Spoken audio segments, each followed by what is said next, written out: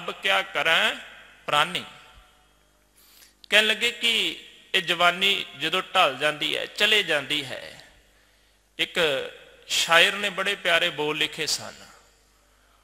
वो कहता कि ऐ मौला तेरी अदब फानी देखी, हर चीज जहां की आनी जानी देखी, जो आके ना जाए वो बुढ़ापा देखा, जो जाके ना आए वो जवानी देखी। कह लगे जी एक चली गई जवानी वो दोबारा वापस नहीं आती, तो ये बुढ़ेपा एवं का जोड़ा आ गया तो फिर चला जाता नहीं, फिर इस तो बाद मौत आती है।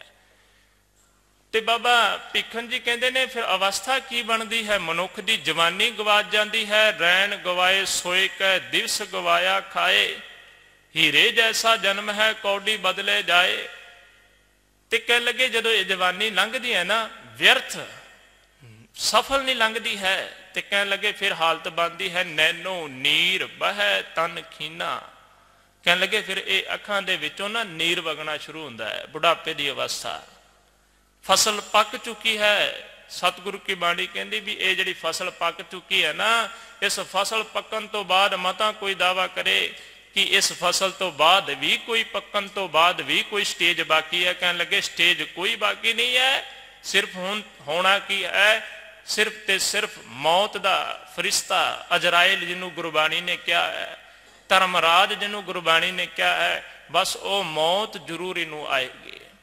देखो फसल खड़ी होवे, जिस दिन किसान भरा बीजदा ना फसल बीज के आंदा है, बड़ियां आसां बड़ियां उम्मीदां ने उहदे अंदर, बहुत कुछ सोचता है कि अज बीज दिता। सच जानो जी कई बारी तो ना इंसान जिस दिन बीज के आंदा है ना, उस बीज बीजन दे नाल अपने इंसान जिंदगी दे कई महल उसार लैंदा जी, बहुत महल उसारदा है एक बीज बीजन दे नाल।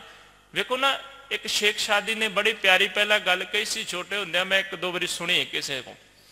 वो कहने लगा शेख शादी ने एक काम शुरू किया, आंडिया तो काम शुरू किया। वेखो गल समझण वास्ते है, ना समझो कि आंडिया की गल की जा रही है।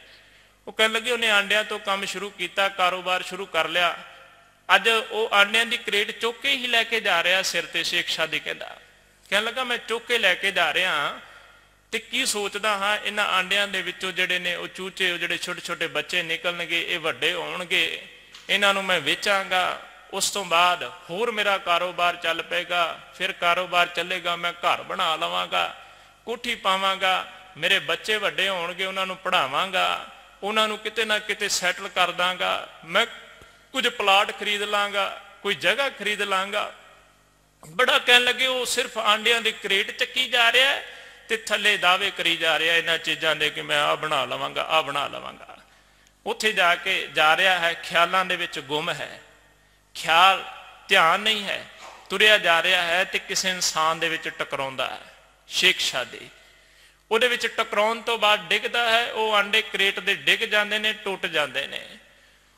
तो वो जिहड़े विच वजा ना वो कहंदा शेख शादी कह लगा गलती हो गई माफ कर दें, तेरे आंडे टुट गए ने। कह लगा तू तो इन्ना कह के चला गया कि तेरे आंडे टुट गए, मेरी तो कह लगा सारी बनी बनाई जिंदगी टुट गई है। मेरे ते जिंदगी दे बनाए हुए महल जड़े सन मैं वो सारे सन वो टुट गए ने।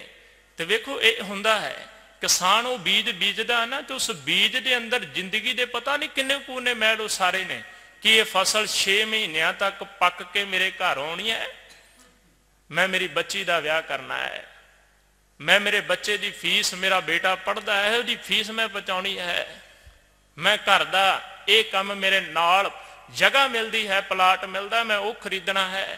तो वेखो यहो जे बहुत महल तैयार करता। एक उन्होंने आस है कि अज जड़ा बीज बीज के आया है ये बीज निकलेगा आने वाले समय दे विच। उन्होंने फिर आस हुंदी है कि हुण वड्डी होई है कणक थोड़ी थोड़ी, आखिरकार इहदे ते बल्लियां पैणगियां, आखिरकार वो कणक पक जाएगी। लेकिन सतगुरु कहते हैं ये जिहड़ी फसल है ये पक चुकी है, तो पकन तो बाद सिर्फ एक काम हुंदा है वो वड्डी जाती है, होर उहदा कुछ नहीं हुंदा जे। ते भगत भिखन जी कहते हैं नैनो नीर बह तन खीना। सुनी जाना जे हुण बाबा फरीद जी बुढ़ापे की अवस्था का किवें जिक्र करते हैं। अखां दे विच कहण लगे नीर वगना शुरू हो गया, पानी आना शुरू हो गया। नैनो नीर बह तन खीना भये केस दुधवानी। केस जिहड़े सन चिट्टे हो गए, वाल जिहड़े सन वो दाढ़ी दे सन, भावें सिर दे केस सन, ਅੱਖਾਂ ਦੇ ਭਰਵੱਟਿਆਂ ਵਾਲੇ ਕੇਸ ਉਹ ਵੀ ਚਿੱਟੇ ਹੋ ਗਏ। ਪਏ ਕੇਸ ਦੁੱਧਵਾਨੀ, ਰੂਦਾ ਕੰਠ ਸ਼ਬਦ ਨਹੀਂ ਉਚਰੈ। ਕੰਠ ਦਾ ਅਰਥ ਆਪਾਂ ਕਰਾਂਗੇ ਗਲਾ। ਕਹਿਣ ਲੱਗੇ ਕੰਠ ਰੂਦਾ ਹੋ ਗਿਆ, ਸ਼ਬਦ ਨਹੀਂ ਉਚਰੈ, ਸ਼ਬਦ ਨਹੀਂ ਨਿਕਲਦਾ ਪਿਆ ਇਸ ਗਲੇ ਦੇ ਵਿੱਚੋਂ। ਹਵਾ ਨਿਕਲਦੀ ਹੈ, ਆਵਾਜ਼ ਪੂਰੀ ਨਹੀਂ ਨਿਕਲਦੀ, ਕੰਬਦੀ ਹੋਈ ਆਵਾਜ਼ ਇੱਕ ਨਿਕਲਦੀ ਹੈ, ਥਰ ਥਰਾਉਂਦੀ ਆਵਾਜ਼ ਨਿਕਲਦੀ ਹੈ। ਸਿਰ ਕੰਪੇ ਉਹ ਤਾਂ ਪਗ ਡਗਮਗੇ, ਨੈਣ ਜੋਤ ਤੇ ਹੀਨ। ਧੰਨ ਗੁਰੂ ਤੇਗ ਬਹਾਦਰ ਸਾਹਿਬ ਜੀ। ਰੂਦਾ ਕੰਠ ਸ਼ਬਦ ਨਹੀਂ ਉਚਰੈ, ਅਬ ਕਿਆ ਕਰੇ ਪ੍ਰਾਨੀ। ਕਹਿਣ ਲੱਗੇ ਹੁਣ ਕੀ ਕਰੇਗਾ, ਹੁਣ ਦੱਸ ਹੁਣ ਕੀ ਕਰੇਗਾ। ਕਹਿਣ ਲੱਗੇ ਜਦੋਂ ਸ਼ਬਦ ਹੀ ਨਹੀਂ ਉਚਾਰਨ ਹੁੰਦਾ ਪਿਆ। ਫਿਰ ਕਹਿਣ ਲੱਗੇ ਭਗਤ ਭੀਖਨ ਜੀ, ਰਾਮ ਰਾਏ ਹੋ ਹੈ ਵੈਦ ਬਨਵਾਰੀ, ਆਪਣੇ ਸੰਤਾਂ ਲੇਹੋ ਉਬਾਰੀ। ਕਹਿਣ ਲੱਗੇ ਰਾਮ ਰਾਏ ਹੈ ਨਾ ਜਿਹੜਾ ਮਾਲਕ, ਜਿਹਨੂੰ ਪਰਮਾਤਮਾ ਸ੍ਰਿਸ਼ਟੀ ਦਾ ਕਰਤਾ ਗੋਪਾਲ ਗੋਬਿੰਦ ਕਿਹਾ ਜਾਂਦਾ ਹੈ, ਉਹ ਜਿਹੜਾ ਹੈ ਉਹ ਬਨਵਾਰੀ ਬਣ ਸਕਦਾ ਹੈ, ਉਹ ਤੇਰੀ ਬਾਂਹ ਫੜ ਸਕਦਾ ਹੈ। ਠੀਕ ਹੈ, ਰੋਗ ਆਏ ਨੇ ਤੇ ਇਹਨਾਂ ਰੋਗਾਂ ਨੂੰ ਕੱਟ ਵੀ ਸਕਦਾ ਹੈ। ਸਤਿਗੁਰੂ ਮੇਰਾ ਕੀ ਹੈ। ਕਹਿਣ ਲੱਗੇ ਗੁਰੂ ਗ੍ਰੰਥ ਸਾਹਿਬ ਜੀ ਦੀ ਬਾਣੀ ਦੇ ਬਚਨ ਹੈ, ਮੇਰਾ ਵੈਦ ਗੁਰੂ ਗੋਬਿੰਦਾ, ਹਰ ਹਰ ਨਾਮ ਔਖਦ ਮੁਖ ਦੇਵੈ, ਕਾਟੈ ਜਮ ਕੀ ਫੰਦਾ। ਕਹਿਣ ਲੱਗੇ ਉਹ ਵੈਦ ਹੈ ਤੇ ਦਵਾਈ ਵੀ ਉਹਦੇ ਕੋਲ ਹੈ। ਤੇ ਵੇਖੋ ਰੋਗ ਦੇ ਸੰਬੰਧ ਦੇ ਵਿੱਚ ਨਾ ਆਪਾਂ ਬੇਨਤੀ ਕਰ ਰਹੇ ਸੀ ਕਿ ਕੁਝ ਕੁ ਚੀਜ਼ਾਂ ਦਾ ਸਾਨੂੰ ਗਿਆਨ ਹੋਣਾ ਬਹੁਤ ਜ਼ਰੂਰੀ ਹੈ। ਦੇਖੋ ਪਹਿਲੀ ਗੱਲ ਤੇ ਜਿਹੜਾ ਵੈਦ ਹੈ, ਡਾਕਟਰ ਹੈ, ਉਹਨੂੰ ਸਭ ਤੋਂ ਪਹਿਲਾਂ ਬਿਮਾਰੀ ਨੂੰ ਸਮਝਣਾ ਪਏਗਾ। ਪਹਿਲੀ ਗੱਲ ਤੇ ਇਹ ਹੈ ਕਿ ਬਿਮਾਰੀ ਕੀ ਹੈ। ਜੇਕਰ ਉਹ ਬਿਮਾਰੀ ਨਾ ਸਮਝ ਸਕਿਆ, ਭਾਵ ਕਿ ਡਾਕਟਰ ਦਾ ਮਰੀਜ਼ ਦਾ ਕੋਈ ਤਾਲਮੇਲ ਨਾ ਬਣ ਸਕਿਆ, ਸੱਚ ਜਾਣੋ ਜੇ ਮਰੀਜ਼ ਠੀਕ ਨਹੀਂ ਹੋ ਸਕਦਾ ਹੈ। ਭਾਵੇਂ ਡਾਕਟਰ ਜਿੰਨੀ ਮਰਜ਼ੀ ਕੋਸ਼ਿਸ਼ ਕਰੇ, ਜੇ ਤਾਲਮੇਲ ਉਹਨਾਂ ਦਾ ਆਪਸ ਵਿੱਚ ਸਹੀ ਨਹੀਂ ਬਣਦਾ। ਤੇ ਪਹਿਲੀ ਗੱਲ ਤੇ ਇਹ ਹੈ ਕਿ ਡਾਕਟਰ ਦਾ ਸਹੀ ਰੋਗ ਬਾਰੇ ਜਾਣ ਜਾਣਾ, ਸਹੀ ਰੋਗ ਵੀ ਇਹਨੂੰ ਰੋਗ ਕੀ ਹੈ। ਦੂਜੀ ਗੱਲ ਇਸ ਰੋਗ ਦੇ ਸੰਬੰਧ ਦੇ ਵਿੱਚ ਇਹ ਹੈ ਕਿ ਡਾਕਟਰ ਨੇ ਪਹਿਲੀ ਗੱਲ ਤੇ ਸਮਝ ਲਈ, ਰੋਗ ਦੇ ਬਾਰੇ ਜਾਣ ਲਿਆ। ਦੂਜੀ ਗੱਲ ਉਹਦੇ ਕੋਲ ਫਿਰ ਦਵਾਈ ਵੀ ਬਹੁਤ ਜਿਹੜੀ ਹੈ ਯੋਗ ਹੋਣੀ ਚਾਹੀਦੀ ਹੈ। ਦਵਾਈ ਵੀ ਯੋਗ ਹੋਣੀ ਚਾਹੀਦੀ ਹੈ ਕਿ ਇਹ ਜਿਹੜੀ ਦਵਾਈ ਦੇ ਨਾਲ ਜਿਹੜਾ ਰੋਗ ਹੈ ਨਾ ਇਹਨੂੰ ਖਤਮ ਹੋ ਜਾਏਗਾ। ਇਹ ਦੋ ਗੱਲਾਂ ਪਹਿਲੀਆਂ ਬਹੁਤ ਜ਼ਰੂਰੀ ਸਨ ਡਾਕਟਰ ਦੇ ਲਈ, ਵੈਦ ਦੇ ਲਈ। ਬਿਮਾਰੀ ਨੂੰ ਜਾਣਨਾ ਤੇ ਉਹਦੇ ਕੋਲ ਦਵਾਈ ਵੀ ਉਸੇ ਪ੍ਰਕਾਰ ਦੀ ਹੋਣੀ। ਹੁਣ ਤੀਜੀ ਗੱਲ ਜਿਹੜੀ ਹੈ ਨਾ, ਇੱਕ ਗੱਲ ਆਣ ਕੇ ਟਿਕਦੀ ਹੈ ਮਰੀਜ਼ ਤੇ, ਰੋਗੀ ਇਨਸਾਨ ਤੇ, ਦਵਾਈ ਖਾਣ ਵਾਲੇ ਤੇ। ਉਹ ਗੱਲ ਕੀ ਹੈ ਕਿ ਪਰਹੇਜ਼ ਹੋਣਾ। ਜੇ ਡਾਕਟਰ ਜੋ ਦਵਾਈ ਦੇਗਾ, ਜਿਸ ਰੋਗ ਦੇ ਬਾਰੇ ਦੱਸੇਗਾ, ਉਹਦੇ ਬਾਰੇ ਕੁਝ ਕੁ ਪਰਹੇਜ਼ ਵੀ ਜਿਹੜੇ ਨੇ ਨਾਲ, ਸਾਵਧਾਨੀਆਂ, ਇਕਾਗਰਤਾ ਵੀ ਦੱਸੇਗਾ। ਤੇ ਉਹ ਸਾਵਧਾਨੀਆਂ, ਉਹ ਪਰਹੇਜ਼, ਉਹ ਵਰਤਨੇ ਕਿੰਨੇ ਨੇ, ਉਹ ਜਿੰਨੇ ਦਵਾਈ ਖਾਣੀ ਹੈ, ਜਿੰਨੇ ਉਸ ਦਵਾਈ ਨੂੰ ਖਾਣਾ ਹੈ। ਤੇ ਗੁਰਮੁਖੋ ਜਿਹੜਾ ਤੇ ਡਾਕਟਰ ਵੈਦ ਦੇ ਦਿੱਤੀ ਹੋਈ ਦਵਾਈ ਨੂੰ ਬੜੇ ਪਰਹੇਜ਼, ਬੜੀਆਂ ਸਾਵਧਾਨੀਆਂ ਨਾਲ ਖਾਏਗਾ ਨਾ, ਤੇ ਸੱਚ ਜਾਣਿਓ ਜੇ ਰੋਗ ਦੀ ਜਿਹੜਾ ਨਾਮੋ ਨਿਸ਼ਾਨ ਨਹੀਂ ਰਹੇਗਾ, ਰੋਗ ਦੀਆਂ ਜੜ੍ਹਾਂ ਮਿਟ ਜਾਣਗੀਆਂ, ਖਤਮ ਹੋ ਜਾਣਗੀਆਂ।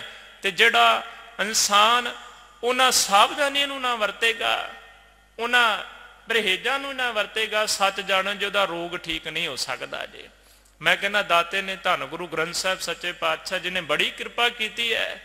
ਬੜੇ ਉਹਨਾਂ ਨੇ ਪਰਹੇਜ਼ ਨਾਲ ਨਾਲ ਦੱਸੇ, ਬਹੁਤ ਪਰਹੇਜ਼ ਦੱਸੇ। ਸਤਿਗੁਰੂ ਕੀ ਬਾਣੀ ਨੇ, ਗੁਰੂ ਤੇਗ ਬਹਾਦਰ ਸਾਹਿਬ ਜੀ ਨੇ ਕਿਹਾ, ਕਹਿਣ ਲੱਗੇ ਜੇ ਚੰਗੇ ਕਰਮ ਕਰ ਲੱਗਾ ਹੈ ਨਾ, ਜੇ ਪੁੰਨ ਦੇ ਕੰਮ ਕਰ ਲੱਗਾ ਹੈ, ਪਰਉਪਕਾਰ ਦੇ ਕੰਮ ਕਰ ਲੱਗਾ, ਸੱਚ ਜਾਣੀ ਹਉਮੈ ਦਾ ਕਿਣਕਾ ਕਿਤੇ ਅੰਦਰ ਨਾ ਆਉਣ ਦੇਈ। ਇਹ ਪਰਹੇਜ਼ ਦੱਸਿਆ ਸਤਿਗੁਰੂ ਦੀ ਬਾਣੀ ਨੇ। ਕਹਿਣ ਲੱਗੇ ਜੇ ਹਉਮੈ ਕਿਤੇ ਚੰਗੇ ਕੰਮਾਂ ਦੇ ਨਾਲ ਆ ਗਈ ਨਾ, ਬਾਣੀ ਪੜ੍ਹਦਿਆਂ ਹਉਮੈ ਆ ਗਈ, ਕੀਰਤਨ ਕਰਦਿਆਂ ਹਉਮੈ ਆ ਗਈ, ਵਖਿਆਨ ਕਰਦਿਆਂ ਹਉਮੈ ਆ ਗਈ, ਕਿਤੇ ਕੋਈ ਹੋਰ ਕੰਮ ਕਰਦਿਆਂ ਹਉਮੈ ਆ ਗਈ, ਤੇ ਕਹਿਣ ਲੱਗੇ ਫਿਰ ਉਹ ਕੀਤਾ ਹੋਇਆ ਕੰਮ ਵੀ ਵਿਅਰਥ ਚਲਾ ਜਾਏਗਾ। ਧੰਨ ਗੁਰੂ ਤੇਗ ਬਹਾਦਰ ਸਾਹਿਬ ਜੀ ਨੇ ਦੱਸਿਆ ਨਾ ਪਰਹੇਜ਼ ਸਾਨੂੰ। ਕਹਿਣ ਲੱਗੇ ਤੀਰਥ ਬਰਤ ਅਰਦਾਨ ਕਰ, ਮਨ ਮੈਂ ਧਰੈ ਗੁਮਾਨ, ਨਾਨਕ ਨੇਫਲ ਜਾਤ ਤੇ ਜਿਉਂ ਕੁੰਚਰ ਇਸ਼ਨਾਨ। ਕਹਿਣ ਲੱਗੇ ਹੇ ਨਾਨਕ ਇਹ ਗੱਲ ਜਾਣ, ਇਹ ਸਾਰੇ ਵਿਅਰਥ ਚਲੇ ਗਏ। ਕਿਵੇਂ? ਕਹਿਣ ਲੱਗੇ ਜਿਵੇਂ ਕੁੰਚਰ ਨੂੰ, ਕੁੰਚਰ ਦਾ ਅਰਥ ਹੁੰਦਾ ਹੈ ਹਾਥੀ, ਹਾਥੀ ਨੂੰ ਇਸ਼ਨਾਨ ਕਰਾਇਆ, ਬਾਹਰ ਨਿਕਲਦਿਆ ਸਾਰ ਗੰਦਗੀ, ਉਹ ਮੈਲਾ ਜਿਹੜਾ ਸੀ ਆਪਣੀ ਸੁੰਡ ਦੇ ਨਾਲ ਚੁੱਕ ਕੇ ਆਪਣੇ ਉੱਪਰ ਪਾ ਲਿਆ। ਬਸ ਕਹਿਣ ਲੱਗੇ ਜੇ ਇਹ ਹਉਮੈ ਦਾ ਅੰਦਰ ਕਿਣਕਾ ਆਇਆ। ਫਿਰ ਵੇਖੋ ਗੁਰਮਤ ਦੇ ਅੰਦਰ ਬੜੇ ਪਰਹੇਜ਼ ਨੇ। ਜਿਹੜਾ ਅਸੀਂ ਜਿਸ ਸਮੇਂ ਇੱਕ ਗੁਰੂ ਪੰਥ ਦੇ ਸਾਹਮਣੇ ਹੋ ਕੇ ਨਾ ਅਸੀਂ ਇੱਕ ਖੰਡੇ ਕੀ ਪੌਲ ਧਾਰਨ ਕਰਦੇ ਹਾਂ, ਛਕਦੇ ਹਾਂ, ਜਿਹਦੇ ਵਿੱਚ ਪੰਜ ਪਿਆਰੇ ਸਾਹਿਬਾਨਾਂ ਨੂੰ ਇਹ ਜਿਹੜਾ ਸਿੱਖ ਧਰਮ ਦੇ ਅੰਦਰ ਮਰਿਆਦਾ ਬੰਨੀ ਗਈ ਹੈ ਕਿ ਬਾਣੀ ਪੜ੍ਹ ਕੇ ਖੰਡੇ ਕੇ ਪੌਲ ਜਿਹੜੀ ਹੈ ਉਹ ਤਿਆਰ ਕੀਤੀ ਜਾਂਦੀ ਹੈ। ਉੱਥੇ ਕੁਝ ਕੁ ਪਰਹੇਜ਼ ਜਿਹੜੇ ਨੇ ਉਹ ਨਾਲ ਦੱਸੇ ਜਾਂਦੇ ਨੇ, ਜਿਨ੍ਹਾਂ ਦੇ ਵਿੱਚ ਜਿਹੜੀਆਂ ਚਾਰ ਕੁਰੈਤਾਂ ਸਿੱਖ ਪੰਥ ਨੇ ਜਾਂ ਪੰਜ ਪਿਆਰੇ ਸਾਨੂੰ ਦ੍ਰਿੜ ਕਰਾਉਂਦੇ ਨੇ ਨਾ, ਆ ਚਾਰ ਕੁਰੈਤਾਂ ਤੋਂ ਵਰਜਿਆ ਹੈ ਸਾਨੂੰ, ਉਹ ਸੱਚ ਜਾਣ ਜੋ ਸਾਡੇ ਜੀਵਨ ਦੇ ਪਰਹੇਜ਼ ਹੀ ਨੇ। ਉਹ ਸਾਡੇ ਜੀਵਨ ਦੇ ਵਿੱਚ ਸਾਨੂੰ ਸਾਵਧਾਨੀਆਂ ਦੱਸੀਆਂ ਨੇ ਕਿ ਇਹ ਜੀਵਨ ਦੇ ਵਿੱਚ ਨਹੀਂ ਹੋਣੀਆਂ ਚਾਹੀਦੀਆਂ। ਚਾਰ ਕੁਰੈਤਾਂ ਨੇ। ਵੇਖੋ ਇਸ ਤੋਂ ਇਲਾਵਾ ਹੋਰ ਗੁਰੂ ਗੋਬਿੰਦ ਸਿੰਘ ਸੱਚੇ ਪਾਤਸ਼ਾਹ ਜੀ ਨੇ ਨਾਲ ਸੰਬੰਧਿਤ ਉਹਨਾਂ ਨੇ 52 ਹੁਕਮ ਜਿਹੜੇ ਨੇ, ਕਿਤੇ ਸਮਾਂ ਮਿਲਿਆ ਨਾ ਆਪਾਂ ਇਹਨਾਂ 52 ਹੁਕਮਾਂ ਨੂੰ ਵੀ ਉਹਨਾਂ ਦੇ ਨੂੰ ਜ਼ਰੂਰ ਵਿਚਾਰਾਂਗੇ। ਉਹ 52 ਹੁਕਮ ਜਿਹੜੇ ਆਮ ਆਪਾਂ ਘਰਾਂ ਦੇ ਵਿੱਚ ਵੀ ਲਾਏ ਹੋਏ ਨੇ ਤੇ ਕਈ ਵਾਰੀ ਆਪਾਂ ਉਹਨਾਂ ਨੂੰ ਪੜ੍ਹਦੇ ਵੇਖਦੇ ਵੀ ਹਾਂ। ਉਹ 52 ਹੁਕਮ ਜਿਹੜੇ ਨੇ ਲਗਭਗ ਉਹ ਵੀ ਸਾਡੇ ਜੀਵਨ ਦੇ ਵਿੱਚ ਪਰਹੇਜ਼ ਨੇ। ਸਾਨੂੰ ਸਤਿਗੁਰੂ ਨੇ ਜਿਹੜੇ ਜਿਹੜੇ ਕੰਮਾਂ ਤੋਂ ਵਰਜਿਆ, ਜਾਤ ਪਾਤ ਦਾ ਵਿਤਕਰਾ ਹੈ, ਊਚ ਨੀਚ ਦਾ ਵਿਤਕਰਾ ਹੈ, ਊਚ ਨੀਚ ਦਾ ਭੇਦ ਭਾਵ ਰੱਖਣਾ, ਇਸ ਤੋਂ ਇਲਾਵਾ ਨੜੀ ਮਾਰ ਦੇ ਨਾਲ, ਰਾਮ ਰਈਏ ਦੇ ਨਾਲ, ਮੀਣਿਆਂ ਦੇ ਨਾਲ ਸੰਬੰਧ ਰੱਖਣਾ, ਇਹ ਵੀ ਸਾਨੂੰ ਕੁਝ ਪਰਹੇਜ਼ ਸਾਵਧਾਨੀਆਂ ਦੱਸੀਆਂ ਨੇ। ਇਸ ਤਰ੍ਹਾਂ ਸਤਿਗੁਰੂ ਇਹ ਰਹਿਤ ਮਰਿਆਦਾ ਦੇ ਅੰਦਰ ਇਹ ਜਿਹੜੇ ਜਦੋਂ ਪੰਥ ਵੱਲੋਂ ਪ੍ਰਮਾਣਿਤ ਜਿਹੜੀ ਸਾਨੂੰ ਇਹ ਮਰਿਆਦਾ ਦਿੱਤੀ ਹੈ ਉਹਦੇ ਅੰਦਰ ਜਿਹੜੇ ਕੁਰੈਤਾਂ ਦੱਸੀਆਂ ਨੇ ਉਹ ਵੀ ਸਾਡੇ ਪਰਹੇਜ਼ ਨੇ। 52 ਹੁਕਮ ਉਹ ਵੀ ਸਾਡੇ ਪਰਹੇਜ਼ ਨੇ। ਸਤਿਗੁਰੂ ਕੀ ਬਾਣੀ ਨੇ ਬੜੇ ਪਰਹੇਜ਼ ਦਿੱਤੇ, ਬਹੁਤ ਪਰਹੇਜ਼ ਦੱਸੇ। ਬਹੁਤ ਬਚਨ ਨੇ ਐਸੇ ਜਿਨ੍ਹਾਂ ਤੋਂ ਸਤਿਗੁਰੂ ਨੇ, ਵੇਖੋ ਸਤਿਗੁਰੂ ਜੀ ਕਹਿੰਦੇ ਪਰ ਕਾ ਬੁਰਾ ਨਾ ਰਾਖੋ ਚੀਤ, ਤੁਮ ਕੋ ਦੁੱਖ ਨਹੀਂ ਭਾਈ ਮੀਤ। ਕਹਿਣ ਲੱਗੇ ਪਰਾਏ ਦਾ ਬੁਰਾ ਛੱਡ ਦੇ, ਇੱਕ ਪਰਹੇਜ਼ ਦੱਸਿਆ ਤੇ ਕਹਿਣ ਲੱਗੇ ਤੈਨੂੰ ਦੁੱਖ ਕੋਈ ਨਹੀਂ ਲੱਗੇਗਾ, ਕੋਈ ਵੀ ਦੁੱਖ ਤੇਰੇ ਜ਼ਿੰਦਗੀ ਦੇ ਵਿੱਚ ਨਹੀਂ ਆਏਗਾ। ਕਿਉਂਕਿ ਪਰਾਏ ਦੇ ਦੁੱਖ ਚਾਹੁੰਦਾ ਹੈ, ਪਰਾਏ ਦੀ ਜ਼ਿੰਦਗੀ ਦੇ ਵਿੱਚ ਔਂਕੜਾ ਚਾਹੁੰਦਾ ਹੈ, ਮੁਸ਼ਕਲਾਂ ਚਾਹੁੰਦਾ ਹੈ, ਤੇ ਸੱਚ ਜਾਣੀ ਪਰਾਏ ਦੀ ਜ਼ਿੰਦਗੀ ਦੇ ਨਾਲ ਨਾਲ ਤੇਰੀ ਜ਼ਿੰਦਗੀ ਦੇ ਵਿੱਚ ਵੀ ਦੁੱਖ ਆਉਣਗੇ, ਤੇਰੀ ਜ਼ਿੰਦਗੀ ਦੇ ਵਿੱਚ ਵੀ ਮੁਸ਼ਕਲਾਂ ਆਉਣਗੀਆਂ। ਸਤਿਗੁਰੂ ਜੀ ਕਹਿੰਦੇ ਨੇ, ਕਹਿਣ ਲੱਗੇ 3 ਚੀਜ਼ਾਂ ਬਹੁਤ ਜ਼ਰੂਰੀ ਨੇ। ਰੋਗ ਦੇ ਨਾਲ ਨਾਲ ਪਰਹੇਜ਼, ਸਾਡੀਆਂ ਸਾਵਧਾਨੀਆਂ ਹੋਣੀਆਂ ਵੀ ਬਹੁਤ ਜ਼ਰੂਰੀ ਨੇ। ਪਰ ਸੱਚ ਜਾਣਿਓ ਜੇ ਸਤਿਗੁਰੂ ਕੀ ਬਾਣੀ ਬੜੇ ਸਮੇਂ ਤੋਂ ਲਗਭਗ 500-600 ਸਾਲ ਦਾ ਸਮਾਂ ਕਰੀਬਨ ਕਹਿਣ ਲੱਗੇ ਉਦੋਂ ਤੋਂ ਸਤਿਗੁਰੂ ਕੀ ਬਾਣੀ ਜਿਹੜੀ ਹੈ ਉਹ ਬਚਨ ਕਰਦੀ ਆ ਰਹੀ ਹੈ, ਵਿਆਖਿਆ ਕਰਦੀ ਆ ਰਹੀ। ਕਾਰਨ ਕੀ ਹੈ ਕਿ ਜ਼ਿੰਦਗੀ ਦੇ ਵਿੱਚੋਂ ਰੋਗ, ਜ਼ਿੰਦਗੀ ਦੇ ਵਿੱਚੋਂ ਦੁੱਖ ਕਿਉਂ ਨਹੀਂ ਖਤਮ ਹੋਇਆ? ਹਰ ਇੱਕ ਖੇਤਰ ਦੇ ਵਿੱਚ ਇਨਸਾਨ ਰੋਗੀ ਬਣਿਆ ਹੋਇਆ, ਹਰ ਇੱਕ ਖੇਤਰ ਦੇ ਵਿੱਚ। ਵੇਖੋ ਜੇ ਗ੍ਰਸਤੀ ਹੈ ਤੇ ਤਾਂ ਵੀ ਇਨਸਾਨ ਰੋਗੀ ਹੈ। ਜੇ ਇਨਸਾਨ ਜਿਹੜਾ ਹੈ ਉਹ ਧਨਵਾਨ ਬਣ ਜਾਂਦਾ ਹੈ ਫਿਰ ਵੀ ਰੋਗੀ ਬਣ ਜਾਂਦਾ ਹੈ। ਜੇ ਇਨਸਾਨ ਬਲਵਾਨ ਬਣ ਗਿਆ ਫਿਰ ਵੀ ਰੋਗੀ ਬਣ ਜਾਂਦਾ ਹੈ। ਹਰ ਇੱਕ ਖੇਤਰ ਦੇ ਵਿੱਚ ਰੋਗੀ ਹੈ ਇਨਸਾਨ, ਰੋਗ ਇਹਦੇ ਕੋਲ ਹੈ। ਪਰੰਤੂ ਕਾਰਨ ਕੀ, ਕਿਉਂ ਨਹੀਂ ਨਿਕਲੇ ਸਾਡੇ ਜੀਵਨ ਦੇ ਵਿੱਚੋਂ ਰੋਗ, ਦੁੱਖ ਕਿਉਂ ਨਹੀਂ ਗਏ? ਕਾਰਨ ਕੀ ਬਣਿਆ? ਸੋਚਣਾ ਪਵੇਗਾ ਸਾਨੂੰ ਇਸ ਗੱਲ ਦਾ। ਕਾਰਨ ਇਹੀ ਬਣਿਆ ਸਭ ਤੋਂ ਵੱਡਾ ਕਿ ਸਤਿਗੁਰੂ ਕੀ ਬਾਣੀ ਜਿਹੜੀ ਸੀ ਨਾ ਉਹ ਨਿਰੋਲ ਸੱਚਾਈ ਸੀ, ਨਿਰੋਲ ਸੱਚ ਸੀ। ਤੇ ਗੁਰਮੁਖੋ ਜਿਸ ਸਮੇਂ ਕੂੜੇ ਇਨਸਾਨ ਨੇ, ਝੂਠੇ ਇਨਸਾਨ ਨੇ ਕਿਤੇ ਉਸ ਬਾਣੀ ਦੇ ਬਚਨ ਨੂੰ ਸੁਣਿਆ ਨਾ, ਸੱਚ ਜਾਣੋ ਜੇ ਉਹ ਝੂਠੇ ਇਨਸਾਨ ਨੂੰ ਉਹ ਸੱਚਾਈ ਜਿਹੜੀ ਸੀ ਉਹ ਭਾ ਨਾ ਸਕੇ, ਉਹ ਸੁਣ ਨਾ ਸਕਿਆ ਸੱਚ ਦੇ ਸ਼ਬਦਾਂ ਨੂੰ। ਮਾਨੋ ਇਸ ਤਰ੍ਹਾਂ ਹੋਇਆ ਜਿਵੇਂ ਕਿਸੇ ਇਨਸਾਨ ਨੂੰ ਟਾਈਫਾਇਡ ਹੋਵੇ ਨਾ, ਟਾਈਫਾਇਡ ਹੋ ਗਿਆ ਹੋਵੇ, ਰੋਗੀ ਹੋ ਗਿਆ ਹੋਵੇ, ਤੇ ਸੱਚ ਜਾਣੋ ਜੇ ਉਹਨੂੰ ਨਾ ਤੇ ਭੋਜਨ ਚੰਗਾ ਲੱਗਦਾ ਹੈ, ਨਾ ਹੀ ਉਹਨੂੰ ਭੋਜਨ ਚੰਗਾ ਲੱਗਦਾ, ਨਾ ਹੀ ਉਹਨੂੰ ਪਾਣੀ ਚੰਗਾ ਲੱਗਦਾ ਹੈ, ਕੌੜਾ ਲੱਗਦਾ ਹੈ, ਨਾ ਉਹ ਰੋਟੀ ਖਾਣੀ ਚਾਹੇਗਾ ਨਾ ਪਾਣੀ ਪੀਣਾ ਚਾਹੇਗਾ। ਬਸ ਇਸੇ ਤਰ੍ਹਾਂ ਇਹ ਇਨਸਾਨ ਦੇ ਨਾਲ ਹੋਇਆ। ਇਹ ਰੋਗੀ ਖੁਦ ਸੀ, ਇਹ ਬਿਮਾਰ ਖੁਦ ਸੀ। ਲੇਕਿਨ ਜਦੋਂ ਸੱਚ ਕੀ ਬਾਣੀ ਨਿਕਲੀ, ਸੱਚ ਕੀ ਬਾਣੀ ਰਸਨਾ ਤੋਂ ਉਚਾਰਨ ਕੀਤੀ, ਭਾਵੇਂ ਉਹ ਧੰਨ ਗੁਰੂ ਨਾਨਕ ਸਾਹਿਬ ਨੇ ਕੀਤੀ, ਭਾਵੇਂ ਉਹ ਭਗਤ ਸਾਹਿਬਾਨਾਂ ਨੇ ਕੀਤੀ, ਤੇ ਲੇਕਿਨ ਕੂੜੇ ਇਨਸਾਨ ਨੇ ਜਿਸ ਸਮੇਂ ਸੁਣੀ, ਰੋਗੀ ਇਨਸਾਨ ਨੇ ਜਿਸ ਸਮੇਂ ਸੁਣੀ, ਕੀ ਹੋ ਗਿਆ ਕਿ ਉਹ ਜਲ ਗਿਆ, ਉਹ ਸੜ ਗਿਆ, ਉਹਨੂੰ ਇਹ ਸੱਚ ਪ੍ਰਵਾਹ ਨਹੀਂ ਹੋਇਆ। ਜੇ ਸਤਿਗੁਰੂ ਕੀ ਬਾਣੀ ਨੇ ਇੱਕ ਬਚਨ ਕਿਹਾ, ਕਹਿਣ ਲੱਗੇ ਜੇ ਕੋ ਬੋਲੇ ਸੱਚ ਕੂੜਾ ਜਲ ਜਾਵਹੀ। ਕਹਿਣ ਲੱਗੇ ਜਿਸ ਦਿਨ ਸੱਚ ਬੋਲਿਆ ਗਿਆ ਕੂੜਾ ਇਨਸਾਨ ਸੜ ਗਿਆ। ਕਾਰਨ ਕੀ? ਕਿਉਂਕਿ ਉਹ ਖੁਦ ਬਿਮਾਰ ਸੀ, ਉਹ ਸੱਚ ਸੁਣਨਾ ਨਹੀਂ ਚਾਹੁੰਦਾ ਸੀ। ਫਿਰ ਵੇਖੋ ਜਦੋਂ ਅੱਜ ਸਤਿਗੁਰੂ ਕੀ ਬਾਣੀ ਦੀ ਵਿਆਖਿਆ ਕੀਤੀ ਜਾਂਦੀ ਹੈ ਨਾ, ਬਾਬਾ ਕਬੀਰ ਜੀ ਦੇ ਬਚਨਾਂ ਦੀ ਕਿਤੇ ਵਿਆਖਿਆ ਕੀਤੀ ਜਾਏ, ਮੈਂ ਕਹਿੰਦਾ ਬਾਬਾ ਕਬੀਰ ਜੀ ਨੇ ਕਸਰ ਕੋਈ ਨਹੀਂ ਛੱਡੀ ਜੀ। ਕੋਈ ਵੀ ਕਰਮਕਾਂਡ ਜੋ ਸਾਡੀ ਜ਼ਿੰਦਗੀ ਦੇ ਵਿੱਚ ਹੈ ਉਹਦੀ ਵਿਆਖਿਆ ਬਾਬਾ ਕਬੀਰ ਜੀ ਨੇ ਆਪਣੀ ਬਾਣੀ ਦੇ ਵਿੱਚ ਕੀਤੀ ਕਿ ਬੜੇ ਇੱਕ ਸਾਦੇ ਢੰਗ ਨਾਲ, ਸੁਖੈਨ ਢੰਗ ਦੇ ਨਾਲ ਹਰ ਇੱਕ ਨੂੰ ਸਮਝ ਆ ਜਾਏ कि किहड़े कर्म कांडां किहड़े प्रपंचां दे विच उलझे हाँ। ते गुरमुखो जदों बाबा कबीर जी की बाणी की किते व्याख्या की जाए तो ये गल कह दी जाती है जी पता नहीं कित्थों सुनाइया जांदियां ने जी, कित्थों सुनाई जाते हैं अपने कोलों ये कित्थों ये कही जाते हैं जी तीर्थां ते जाना नहीं चाहिए, कित्थों ये कही जाते जी मड़ियां मसाणियां नहीं पूजनियां चाहिदियां। वो गुरमुखो बाबे कबीर की बाणी नूं पढ़ो। बाबा कबीर ते पत्थर की सख्त मनाही करदा। जे पत्थर पूजा वालियां नूं उन्हें आड़े हत्थी लिया कहण लगा कित्थे पूजी जाने हो तुसीं, ना ते बोलदा ना कुछ दिंदा है, कित्थे तुसीं रुखां दी पत्तियां दी पूजा दे विच पए हो। कहण लगे वो पत्ते झड़नगे, उन्हां पत्तियां ने कख नहीं देना जे, कुछ नहीं मिलेगा। वो बाबा कबीर जी ने बड़ी कर्मकांडां दी नखेदी कीती है। सच जाणो जे जिस दिन बाबा कबीर जी दी शब्द की व्याख्या स्टेज ते बह के प्रचारक वालों की जाती है ना, तो मैनू माफ कर देना जे जिहड़ा इंसान थले रोगी है ना बैठा, जिन्हों टाईफाइड होया जे, वो सच जाणो जे कई बारी प्रचारक दे गल पै जांदा जे। तुसीं ये गल कित्थों कह दित्ती जी? तुसीं देवी देवतियां दे बारे कित्थों कह दिता? तुसीं इन्हां पीरां दे बारे, इन्हां फकीरां दे बारे, इन्हां साधा संतां दे बारे कित्थों कह दिता? कित्थों कर दित्ती तुसीं व्याख्या? वो गुरमुखों ने अपने कोलों नहीं कीती जे, गुरु ग्रंथ साहिब जी की बाणी दे विचों व्याख्या कीती है। कि बाबा कबीर अपनी बाणी दे विच शब्द नहीं कहता कि बुत पूज पूज हिंदू मोए, तुरक मोए सिरनाई, ओए लै जारे ओए लै गाडे, तेरी गत दूहू ना पाई। कहन लगे कोई तो बुतां नूं पूजी जा रहा, कोई पत्थरां नूं पूजी जा रहा, ते कोई कहन लगे दबन दे विच ही सोची जा रहा साडा धर्म है, कोई जलाउण दे विच ही समझी जा रहा साडा धर्म है। कहन लगे तेरी गत तेरी अवस्था दोवां ने नहीं पाई है। बाबा कबीर कहता है कि कबीर कहन लगे कबीर पाथर पूजै मोल ले, मन हठ तीर्थ जाए, देखा देखी स्वांग धर, भूले भटकां खाए। क्योंकि सुनने वाला थले रोगी सी, सुनने वाला इंसान ये गल नूं परवान नहीं कर सकिया। उस सच जदों निकली आवाज़, वेखो सच की आवाज़ जिस समय भी निकली है ना, सच जानो जे जदों धन गुरु नानक साहब जी की रसना तो ये बाणी निकली सी ना, धुर की बाणी आई सी, तो उस समय बाबर नूं भी ये गल जिहड़ी सी कौड़ी लगी, बाबर नूं कौड़ी लगी। धन गुरु अंगद साहब सच्चे पातशाह जी के उपर हमायूं आया, तो हमायूं ने तलवार खिंची, तलवार सूती, तो सतगुरु ने जिहड़े बचन कहे तो हमायूं नूं बुरे लगे, उन्होंने भी ये गल भाई नहीं। गुरमुखो जदों भी सच की आवाज़ निकलती रही, ये गुरबाणी सच का जिहड़ा सी हौका सी वह आउंदा रहा, तो उस समय कूड़े इंसान झूठे इंसान जिहड़े सन वो बलदे रहे, वो सड़ते रहे। धन गुरु अर्जन साहब सच्चे पातशाह जी जिन्होंने भाई गुरदास जी ने लिखा है सच सिरजनहारा, सच का सिरजनहार है, सच का होका देने वाला है। सच जानो जी उस सच नूं ढाउण वास्ते ना, वेखो ना हुण अज तकनीक का समा है, टैक्नोलॉजी का समा है, साइंस का समा है।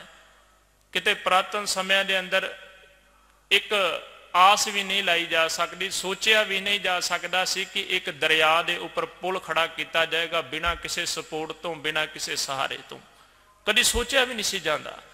अपने हाथ तैयार, अपने हाथों के नाल कुछ कुछ सहूलतां जिहड़ियां सन उदों वरत के पुल तैयार किए जाते सन।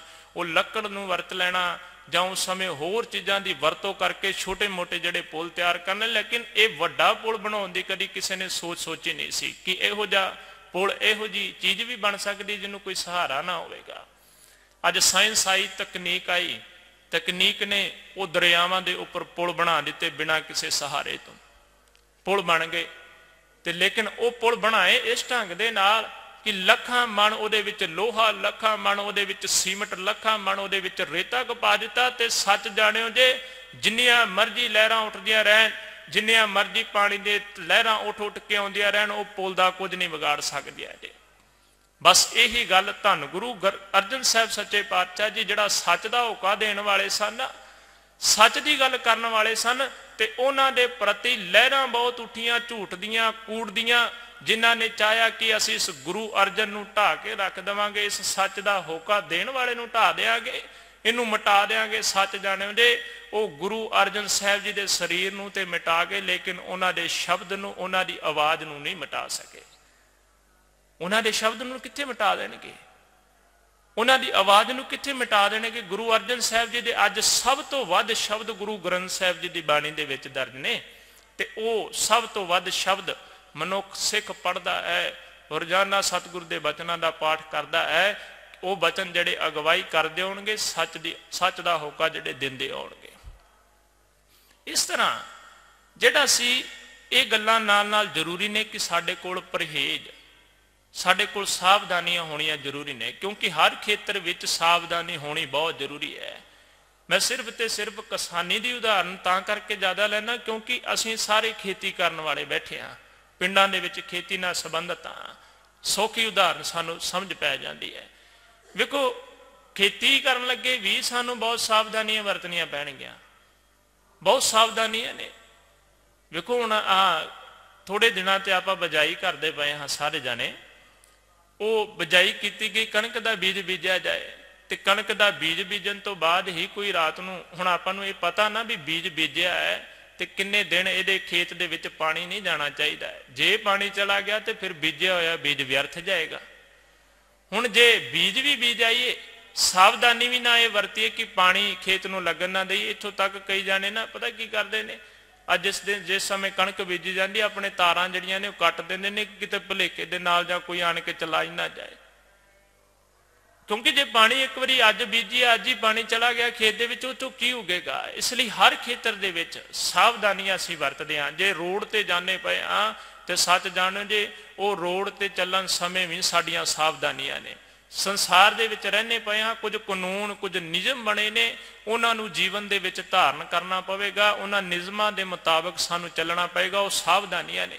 ਮਾਨੋ ਇਨਸਾਨ ਚੱਲਦਾ ਪਿਆ, ਗੱਡੀ ਤੇ ਜਾ ਰਿਹਾ ਹੈ, ਕਿਤੇ ਸਫ਼ਰ ਕਰ ਰਿਹਾ ਹੈ, ਤੇ ਜਿਸ ਦਿਨ ਉਸ ਗੱਡੀ ਦਾ ਐਕਸੀਡੈਂਟ ਹੋਵੇਗਾ ਤੇ ਸੱਚ ਜਾਣੋ ਜੇ ਨਾ ਸੜਕ ਦਾ ਕਸੂਰ ਹੋਏਗਾ, ਨਾ ਗੱਡੀ ਦਾ ਕਸੂਰ ਹੋਏਗਾ। ਕਸੂਰ ਕਿਹਦਾ ਹੋਏਗਾ? ਚਲਾਉਣ ਵਾਲੇ ਦਾ ਹੋਏਗਾ।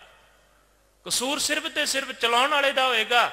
ਨਾ ਗੱਡੀ ਦਾ ਕਸੂਰ ਹੋ ਸਕਦਾ ਹੈ, ਨਾ ਸੜਕ ਦਾ ਕਸੂਰ ਹੋ ਸਕਦਾ ਹੈ। ਜੇ ਗੱਡੀ ਕਿਸੇ ਚੀਜ਼ ਦੇ ਵਿੱਚ ਵੱਜਦੀ ਹੈ, ਐਕਸੀਡੈਂਟ ਹੁੰਦਾ, ਤੇ ਸੱਚ ਜਾਣਿਓ ਉਹ ਇਨਸਾਨ ਨੇ, ਚਲਾਉਣ ਵਾਲੇ ਨੇ ਸਾਵਧਾਨੀ, ਉਸ ਇਨਸਾਨ ਨੇ, ਚਲਾਉਣ ਵਾਲੇ ਨੇ ਜਿਹੜੇ ਕੁਝ ਜ਼ਰੂਰੀ ਧਿਆਨ ਨਹੀਂ ਰੱਖੇ, ਇਸ ਕਰਕੇ ਨੁਕਸਾਨ ਹੋਇਆ, ਇਸ ਕਰਕੇ ਹਾਦਸਾ ਵਾਪਰਿਆ। ਇਹ ਜ਼ਰੂਰੀ ਹੈ। ਹਰ ਖੇਤਰ ਦੇ ਵਿੱਚ ਪਰਹੇਜ਼ ਚੱਲਦਾ ਪਿਆ ਹੈ, ਹਰ ਖੇਤਰ ਦੇ ਵਿੱਚ। ਤੇ ਜੇ ਪਰਹੇਜ਼ ਨਹੀਂ ਤੇ ਫਿਰ ਕੀ ਹੈ? ਸਾਡਾ ਜਿਹੜਾ ਸਾਨੂੰ ਜਿਹੜਾ ਰੋਗ ਹੈ, ਜਿਹੜੇ ਦੁਖੀ ਹੋਏ ਪਏ ਹਾਂ, ਉਹ ਸਾਡੇ ਦੁੱਖ ਜਿਹੜੇ ਹੈ ਉਹ ਕਦੀ ਖਤਮ ਨਹੀਂ ਹੋ ਸਕਦੇ ਨੇ। ਸਭ ਤੋਂ ਵੱਡੀ ਗੱਲ ਤੇ ਮੈਂ ਇਹੀ ਕਹਿਣਾ ਚਾਹਾਂਗਾ ਕਿ ਅੱਜ ਦੇਖੋ ਗੁਰੂ ਗ੍ਰੰਥ ਸਾਹਿਬ ਜੀ ਦੀ ਬਾਣੀ ਦਾ ਬਹੁਤ ਪ੍ਰਚਾਰ ਹੋ ਰਿਹਾ ਹੈ, ਕੀਰਤਨ ਹੋ ਰਿਹਾ ਹੈ, ਕਥਾ ਵਖਿਆਨ ਹੋ ਰਹੀ ਹੈ, ਲੇਕਿਨ ਅਸੀਂ ਫਿਰ ਵੀ ਜਿਹੜਾ ਨਾ ਕਰਮ ਕਾਂਡਾਂ ਦੇ ਪ੍ਰਤੀ ਸੁਚੇਤ ਨਹੀਂ ਹੋਏ। ਅਸੀਂ ਹੋਰ ਜਿਹੜੀਆਂ ਬੁਰਾਈਆਂ ਸੀ ਉਹਨਾਂ ਦੇ ਪ੍ਰਤੀ ਸੁਚੇਤ ਨਹੀਂ ਹੋਏ। ਗੁਰੂ ਗ੍ਰੰਥ ਸਾਹਿਬ ਜੀ ਦੀ ਇਹਨਾਂ ਬਾਣੀ ਦਾ ਪ੍ਰਚਾਰ ਤੇ ਪ੍ਰਸਾਰ ਹੋਣ ਤੋਂ ਬਾਅਦ ਵੀ ਕਿਉਂ ਇਹ ਚੀਜ਼ ਜਿਹੜਾ ਹੈ ਇਹ ਇੱਕ ਜ਼ਰੂਰੀ ਨੁਕਤਾ ਸਾਡੇ ਸਾਹਮਣੇ ਬਣ ਜਾਂਦਾ ਹੈ। ਕੀ ਕਾਰਨ? ਇਹਨਾਂ ਪ੍ਰਚਾਰ, ਜੇ ਸ਼੍ਰੋਮਣੀ ਕਮੇਟੀ ਦੀ ਗੱਲ ਕੀਤੀ ਜਾਏ, ਉਹਨਾਂ ਨੂੰ ਪੁੱਛਿਆ ਜਾਏ, ਉਹ ਕਹਿ ਰਹੇ ਨੇ ਅਸੀਂ ਬਹੁਤ ਪ੍ਰਚਾਰ ਕਰ ਰਹੇ ਹਾਂ। ਬਹੁਤ ਗੁਰਮਤ ਵਿਦਿਆਲੇ, ਬਹੁਤ ਗੁਰਮਤ ਅਕੈਡਮੀਆਂ ਬਣ ਚੁੱਕੀਆਂ ਨੇ, ਜਿੱਥੇ ਬੱਚਿਆਂ ਨੂੰ ਬੈਚ ਰੱਖੇ ਜਾ ਰਹੇ ਨੇ, ਬੱਚਿਆਂ ਨੂੰ ਸਿੱਖਿਆ ਦਿੱਤੀ ਜਾ ਰਹੀ ਹੈ, ਬਹੁਤ ਪ੍ਰਚਾਰ ਹੋ ਰਿਹਾ। ਕਿੱਥੇ ਜਾ ਰਿਹਾ ਇਹ ਪ੍ਰਚਾਰ? ਬਹੁਤ ਸੰਤ ਸਮਾਜ ਜਿਹੜਾ ਹੈ ਉਹ ਇਹ ਗੱਲ ਕਹਿ ਰਿਹਾ ਹੈ ਕਿ ਅਸੀਂ ਇੰਨੇ ਪ੍ਰਾਣੀਆਂ ਨੂੰ ਅੰਮ੍ਰਿਤ ਛਕਾ ਦਿੱਤਾ, ਇੰਨੇ ਪ੍ਰਾਣੀ ਗੁਰੂ ਕੇ ਜਹਾਜ਼ ਚੜ੍ਹ ਗਏ ਨੇ, ਗੁਰੂ ਖੰਡੇ ਕੀ ਪੌਲ ਪ੍ਰਾਪਤ ਕਰ ਰਹੀ। ਕਿੱਥੇ ਜਾ ਰਹੀ ਹੈ ਉਹ ਸਿੱਖੀ? ਕਿੱਥੇ ਜਾ ਰਹੇ ਨੇ ਉਹ ਸਿੱਖ ਜਿਨ੍ਹਾਂ ਦੀ ਗਿਣਤੀ ਇੰਨੀ ਰੋਜ਼ਾਨਾ ਪੇਪਰਾਂ ਦੇ ਅੰਦਰ, ਨਿਊਜ਼ ਦੇ ਅੰਦਰ ਦਿੱਤੀ ਜਾ ਰਹੀ ਹੈ? ਉਹ ਸਿੱਖ ਕਿੱਥੇ ਨੇ? ਇਸ ਪੰਜਾਬ ਦੀ ਧਰਤੀ ਤੇ ਨੇ ਤੇ ਕਿਤੇ ਹੋਰ ਨੇ? ਕਿੱਥੇ ਜਾ ਰਹੇ ਨੇ?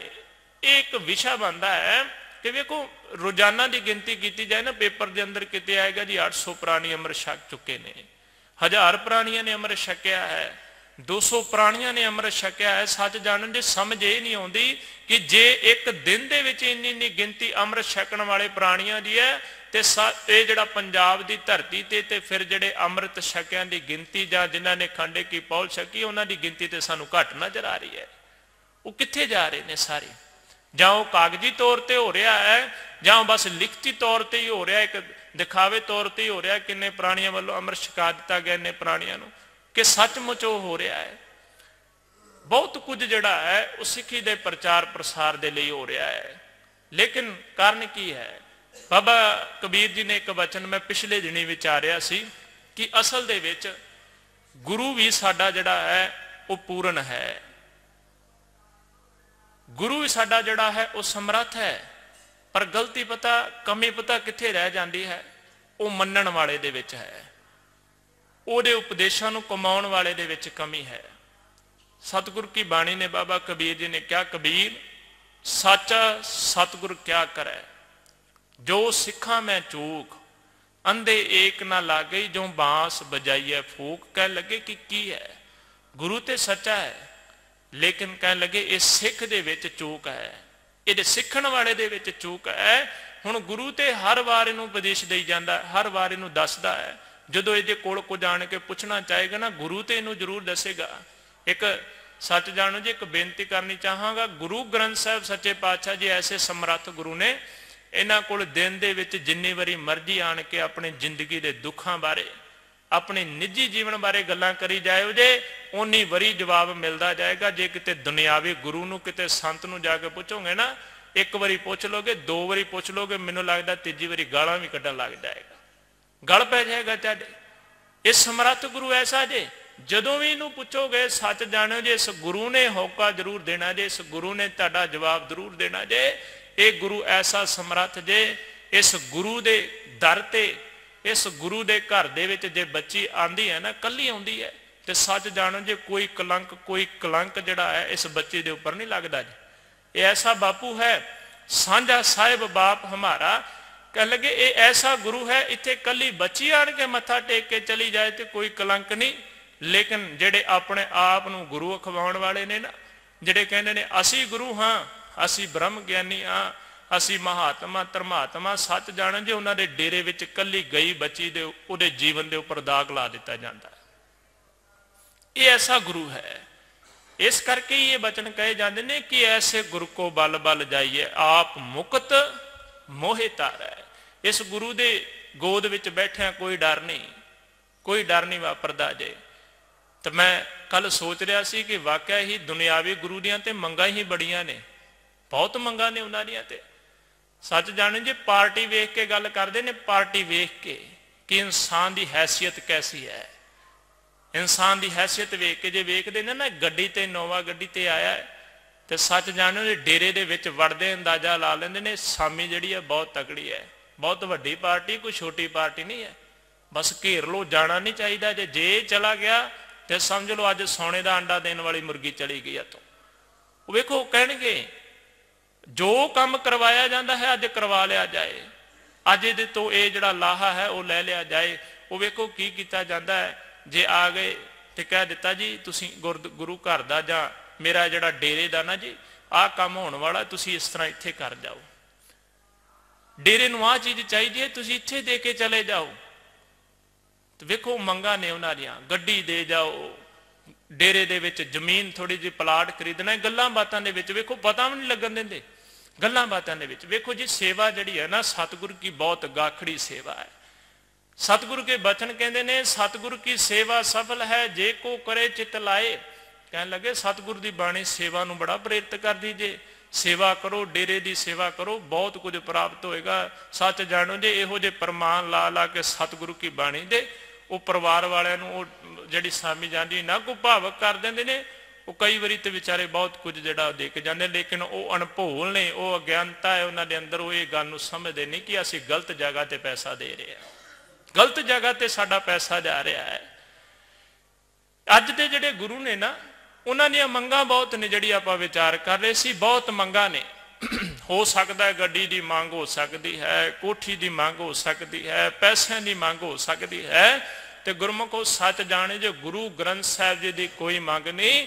जे मंग है तो गुरु ग्रंथ साहिब सच्चे पातशाह जी एक गल कहते ने, मेरा सिख जिहड़ा है वो रोजाना मेरे इत्थे आ जाए दरबार दे अंदर, इकट्ठे बैठ के असी जिहड़े है उस करते दियां सलाहां करांगे, उस करते दे गुण गावांगे। यही मंग है इस दाते दी, इस गुरु ग्रंथ साहिब जी दी, किते मेरा बच्चा आ जाए। गुर सतगुरु का जो सिख खाए सो भल के, उठ हर नाम ध्यावै, उद्यम करे पलके प्रभाती, इशनान करे अमृत सरन आवे। ये गुरु कहता है आए मिल गुरसिख आए मिल, तू मेरे गुरु के प्यारे, हर के गुर हर भावंदे से गुरु ते पाए। कहने लगे कट्ठे होवो एकत्र मिलो मेरे भाई, दुविधा दूर करो लिव लाए, हर नामे के होवो जोड़ी, गुरमुख बैसो सफा विछाए। ये गुरु ते ये गल कहना बस आओ ते सही आपां करते दियां उपमा करिए। किते अज तक सुनिया है अखबारां दे अंदर पेपर दे अंदर किते आपां सुनिया कि गुरु ग्रंथ साहिब जी दी बाणी ने किसे कोलों कुछ मंगिया होवे? सगों ये दाता ते समर्थ है। ये तो वड्डियां वड्डियां नूं जिहड़े अज किते बाबे कबीर वर्गियां नूं दुनिया जानदी है ना, ते सच जाणो जे इस वो गुरु दी इस करते दी देन है। वो बाबे कबीर नूं तां दुनिया जानदी है, बाबे नामदेव नूं तां दुनिया जानदी है जे ये दाते ने कुछ दिता है उन्होंने। इन्हें मंगया कुछ नहीं मंगता, किते नहीं लिखा गया है। परंतु रोजाना असीं पढ़ते हाँ, रोजाना सुनते हाँ जी अज फलानी जगह ते फलानी डेरे दे विच परपंच करदा होया, कर्मकांड करदा होया फड़िया गया, पखंड करदा होया फड़िया गया। वेखो परपंच किन्ना कुछ चिर चलेगा ये आपां जाणदे हाँ। झूठ दे पैर किन्ने कुछ समय तक, कोई पैर नहीं ना झूठ दे, वो किन्ने कुछ समय तक झूठ जिहड़ा है वो अपनी प्रधानता बना के रखेगा। आखिरकार सच ते सामने आएगा ही ना। भाई गुरदास जी ने एक बचन कहा सी, शायद आप जी दे नाल साझा कीता होवे कि ललारी दे मट विच पै गिद्दड़ रत्ता, जंगल अंदर जाए कै पखंड कमत्ता। एक गिद्दड़ की उदाहरण दी सी भाई गुरदास जी ने पखंड करने वालियां दी। कहने लगे वो गिद्दड़ सी ना, वो किते गया शहर दे विच, वो किते ललारी ने मट दे विच रंग पाया सी, ਉਹਦੇ ਵਿੱਚ किते डिग डुग गया, ਉਹਨੂੰ रंग चढ़ गया। वो रंग चढ़ गया तो जंगल के अंदर चला गया, उन्हें जाके प्रपंच कर दिता शेर होने का, राजा होने का, बादशाह होने का। बस फिर की सी, जेडे जंगल के जानवर सन आन के नमस्कार आन के उहदे हुक्म जिहड़ा सी उहदा चलना शुरू हो गया। उन्हें वेख्या तो काम ही सारा जिहड़ा जंगल का बादशाह बन गया। मैं सारे जानवर वड्डे तो वड्डे जानवर आन के जिहड़े ने वो मेरे कोल इत्थे बैठते ने, सलाम करते ने, हुक्म मेरा मनते ने। आखिरकार भाई साहब भाई गुरदास जी कहने होया कि कहने लगे पता लगा कुछ दिन उहदे साथी कुछ दिनों बाद उहदे साथी उधर दी गुजरे, तो जिस समय वो बोले बस इन्हें भी उन्हों की बोली विच बोलना शुरू कर दिता। बस जो उन्हों की बोली विच बोलना शुरू कर दिता ना, जिहड़े जानवर बैठे सन उन्होंने फड़ लिया, उस टाइम पाड़ के रख दिता, खत्म करके रख दिता कि एडा वड्डा पखंड साडे नाल, इन्ना वड्डा धोखा साडे नाल। ते गुरमुखो पखंड वो झूठ वो कितना कुछ चिर पर्दे पा के रखा जा सकता है, आखिरकार वो पाज ते उगड़ के सामने आ ही जाता है। कोई भी गल है संसार दी, झूठ नूं कितना कुछ चिर छिपाया जा सकता है, झूठ नहीं छिपेगा, वो प्रगट जरूर सामने जरूर है। खास करके गुरु के सामने तो झूठ कभी छिप ही नहीं सकता है। गुरु वैद है ना, तो वैद जिहड़ा है वो तो रोग जान भी लैंदा, उन्होंने दसन की जरूरत नहीं पैंदी। कई बार बंदे का चेहरा वेख के ही दस दिंदा है कि ये तेनों रोग की है, चेहरा वेख के दस दिंदा है। तो गुरु ऐसा है जिहदे कोल कई बार कूड़ झूठ पाप बहुत कुछ, असी हंकार लोभ बहुत कुछ लुकाउण की कोशिश करते हैं। सच जाणो जे उस गुरु ने इस गल का ज्ञान है कि ये किहड़ी चीज़ का रोगी है, ये किहड़ी चीज़ की इनू दवाई चाहिए है, गुरु फिर उहो जी दवाई उन्होंने देंदा। परंतु एक गल ये है कि वो रोगी नू दवाई खाण नू जरूर तैयार होवे। ये ना होवे कि रोगी इंसान दवाई खाण नू तैयार ना होवे। रोगी दा दवाई खाना तैयार होना बहुत जरूरी है। जे किते भाई सज्जन ठग जिन्होंने असीं कहने ना तैयार ना होंदे दवाई खाण नू, ते सच जानो जे वो सज्जन ठग कभी सज्जन ठगियां तो जड़ा सी वो ठगियां करन तो बाद नहीं सी आ सकता जी। वो जड़ा रोग गल की है कि रोगी नूं भी तैयार होना पवेगा, उन्होंने भी ये गल समझनी पवेगी कि मैं बीमार हाँ, मैनू किसी दवाई की जरूरत है, मैं ये दवाई खावा। तो गुरमुखो ये जड़ा परहेज है, सतगुरु की बाणी ने परहेजा की गल की। भाई साहब भाई गुरदास जी के एक बचन आप जी के नाल साझा करा। भाई साहब जी कहते ने उन्होंने एक वार है उन्होंने बचन, उन्होंने कुछ कु परहेजा की गल की है। कह लगे जेकर कोई चाहता है ना इंसान कि मैं गुरु दे विच समा जावां, तो कह लगे आ कुछ कु परहेज। भाई गुरदास जी दे ना मन ली कि भाई गुरदास जी ने सारे परहेज दस दिते, नहीं उन्होंने 5-6 परहेजां का जिक्र किया है। जिहड़े परहेज ने, कह लगे हों तिस घोल घुमाया गुरमत हृदय गरीबी आवे। हों तिस घोल घुमाया पर नारी दे नेड़ ना जावे। हों तिस घोल घुमाया पर दरबे नू हथ ना लावे। हों तिस घोल घुमाया पर निंदा सुन आप हटावे। हों तिस घोल घुमाया, कह लगे सतगुर का उपदेश कमावे। हों तिस घोल घुमाया थोड़ा समय थोड़ा ही खावे। गुरमुख सोई सहज समावे। यह है भाई गुरदास जी ने कुछ कु 5 कु परहेज दसे ने। वो 5 परहेज आप थोड़े थोड़े विचारांगे। पहली गल तो भाई गुरदास जी ने कहा हों तिस घोल घुमाया, कह लगे मैं बलिहार कुर्बान जाना हाँ किहदे कोल। कह लगे कि जिन्हें जीवन दे विच अपने गुरमत, जिन्हें जीवन दे विच अपने गरीबी ये जिहड़ी है वो धारण कर लई है। गरीबी जिहदे जीवन दे विच आ गई है, मैं उस तो कुर्बान जाना। ते सतगुरु की बाणी ने ये बचन कहे ने, कह लगे कि जिहड़ा निमरता दे विच निर्मानता दे विच जिंदगी बतीत करदा ना, सच जाणो जे संसार दा सुखी इंसान ही वो है। जिहड़ा हौमे दे विच जिंदगी बतीत करेगा, ते बाबा कबीर जी कहते ने फल जिहड़ा बांस वर्गा रुख है ना, वो हौमे दे अंदर ते जिउंदा है। हौमे उहदे अंदर बहुत है कि मैं उच्चा हाँ लम्मा बहुत हाँ, परंतु कह लगे चंदन दे कोल रह के भी उस सुगंधी नहीं मान सकता जी, जे हौमे अंदर है। इत्थे सिर्फ ते सिर्फ निर्मानता है, गरीबी है। ते भाई गुरदास जी कहते हों तिस घोल घुमाया गुरमत हृदय गरीबी आवे। जिन्हें गुरु की मत धारण करके अपने जीवन दे विच निर्मानता निमरता अपने जीवन दे विच धारण कर लई है। एक छोटी जी साखी का सहारा लईए इस गल नूं समझण दे लई। एक मैं पढ़ रहा सी जिहड़ी घटना ज्ञानी अमरीक सिंह जी चंडीगढ़ वाले सिख पंथ के विद्वान ने, प्रचारक ने, ते बड़े उन्होंने अंदर जज्बा है सिख कौम के सत्कार के प्रति, सिख कौम के इस प्रचार के प्रति बहुत जज्बा है प्रचार करना उन्होंने अंदर। ये जी घटना ये जी गाथा जी है उन्होंने अपनी पुस्तक के विच बयान की है। गरीबी की गल उन्होंने की। गरीबी कह लगे किन्नी कु चाहिए है तेरे अंदर, निर्मानता किन्नी कु चाहिए है। कह लगे कि कोई इंसान किसी संगीत वाला सी उहदे कोल जांदा है, कोई इंसान सी उस संगीत वजाउंदा सी, उहदे कोल तानपुरा सी। तानपुरा आप समझते हाँ एक साज है संगीत। ते उस उहदे नाल किते उत्थे जाके गलबात करदा है, आपसी कोई टकरार हो जाता है, कोई गलबात होंदी है, तो की हो जाता है कि वो इस इत्थों तक गलबात जाती है। वो तानपुरे वाला इंसान, संगीत वाला इंसान की करता है, चक के तानपुरा गुस्से दे विच उस इंसान के सिर च मारदा है जिहड़ा उन्होंने मिलना आउंदा है। वो की हो जाता है, तानपुरा टुट जाता है। वो किहड़ा एडी मजबूत चीज़ है, वो सिर च मारिया, ਉਹਦੇ सिर ਦੇ ਵਿੱਚ ਜ਼ਖਮ ਵੀ ਹੋਇਆ, ਉਹਦੇ सिर ਦੇ ਵਿੱਚ खून निकलना शुरू हो गया, तानपुरा भी टुट गया। मारन वाले ने कोई अपनी गलती कबूल नहीं की, कोई गल नहीं उन्हें मनी। उन्हें मारन तो बाद जिहदे विचारे दे मारिया सिर च ਉਹਦੇ ਜ਼ਖਮ होया अपने घर नूं परत गया। लेकिन मारन वाले मन के अंदर ਉਹਦੇ अंदर बिल्कुल कोई इंसानियत नां दी चीज़ नहीं। देखो मैं विचों इस घटना नूं छड्ड के एक गल करनी चाहांगा, साडे जीवन के अंदरों अज इंसानियत खत्म होंदी जा रही है।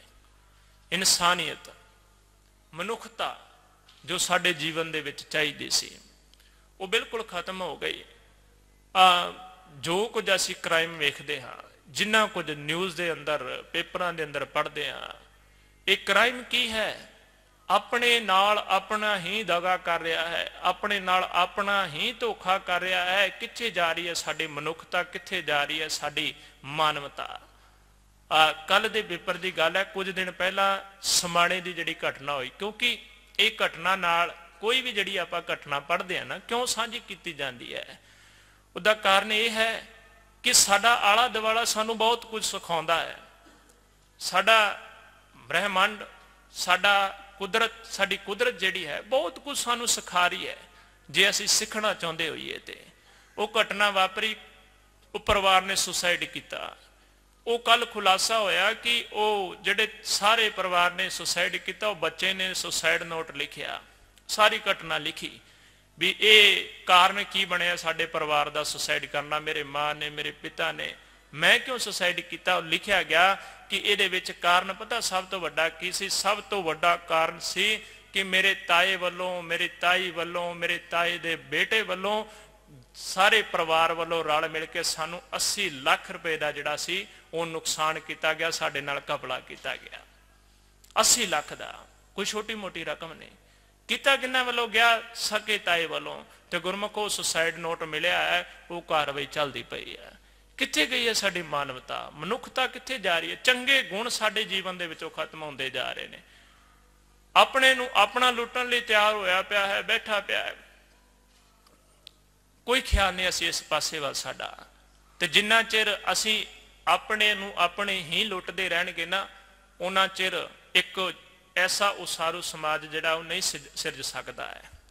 जिन्ना चिर लुटन दी, एक दूसरे नू ठगन दी भावना साडे जीवन दे विचों नहीं जाती है, ये गल्लां साडे जीवन दे विचों नहीं निकलदियां।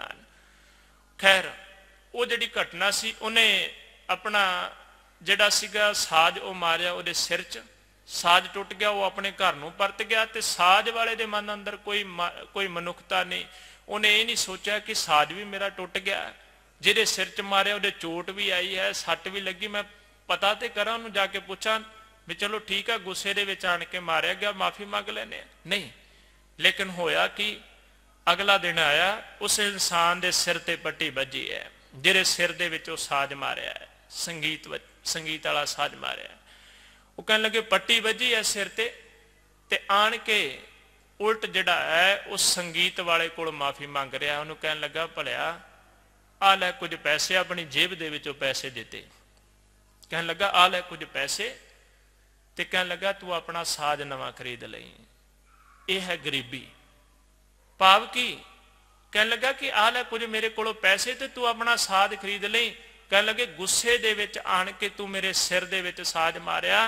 कहने लगे कोई नहीं होया, मेरे सिर च की होया, छोटी मोटी चोट लग गई, ठीक हो जाएगा, पर सच जानी जिहड़ा तेरा साज टुट गया ये दोबारा तू किवें खरीदेगा, इसलिए मैं पैसे देना, आ लै पैसे ते ये तू खरीद लै साज। ये है गरीबी। एक छोटी जी उन्होंने उदाहरण दी सी। ते भाई गुरदास जी कहते ने हों तिस घोल घुमाया, गुरमत हृदय गरीबी आवे।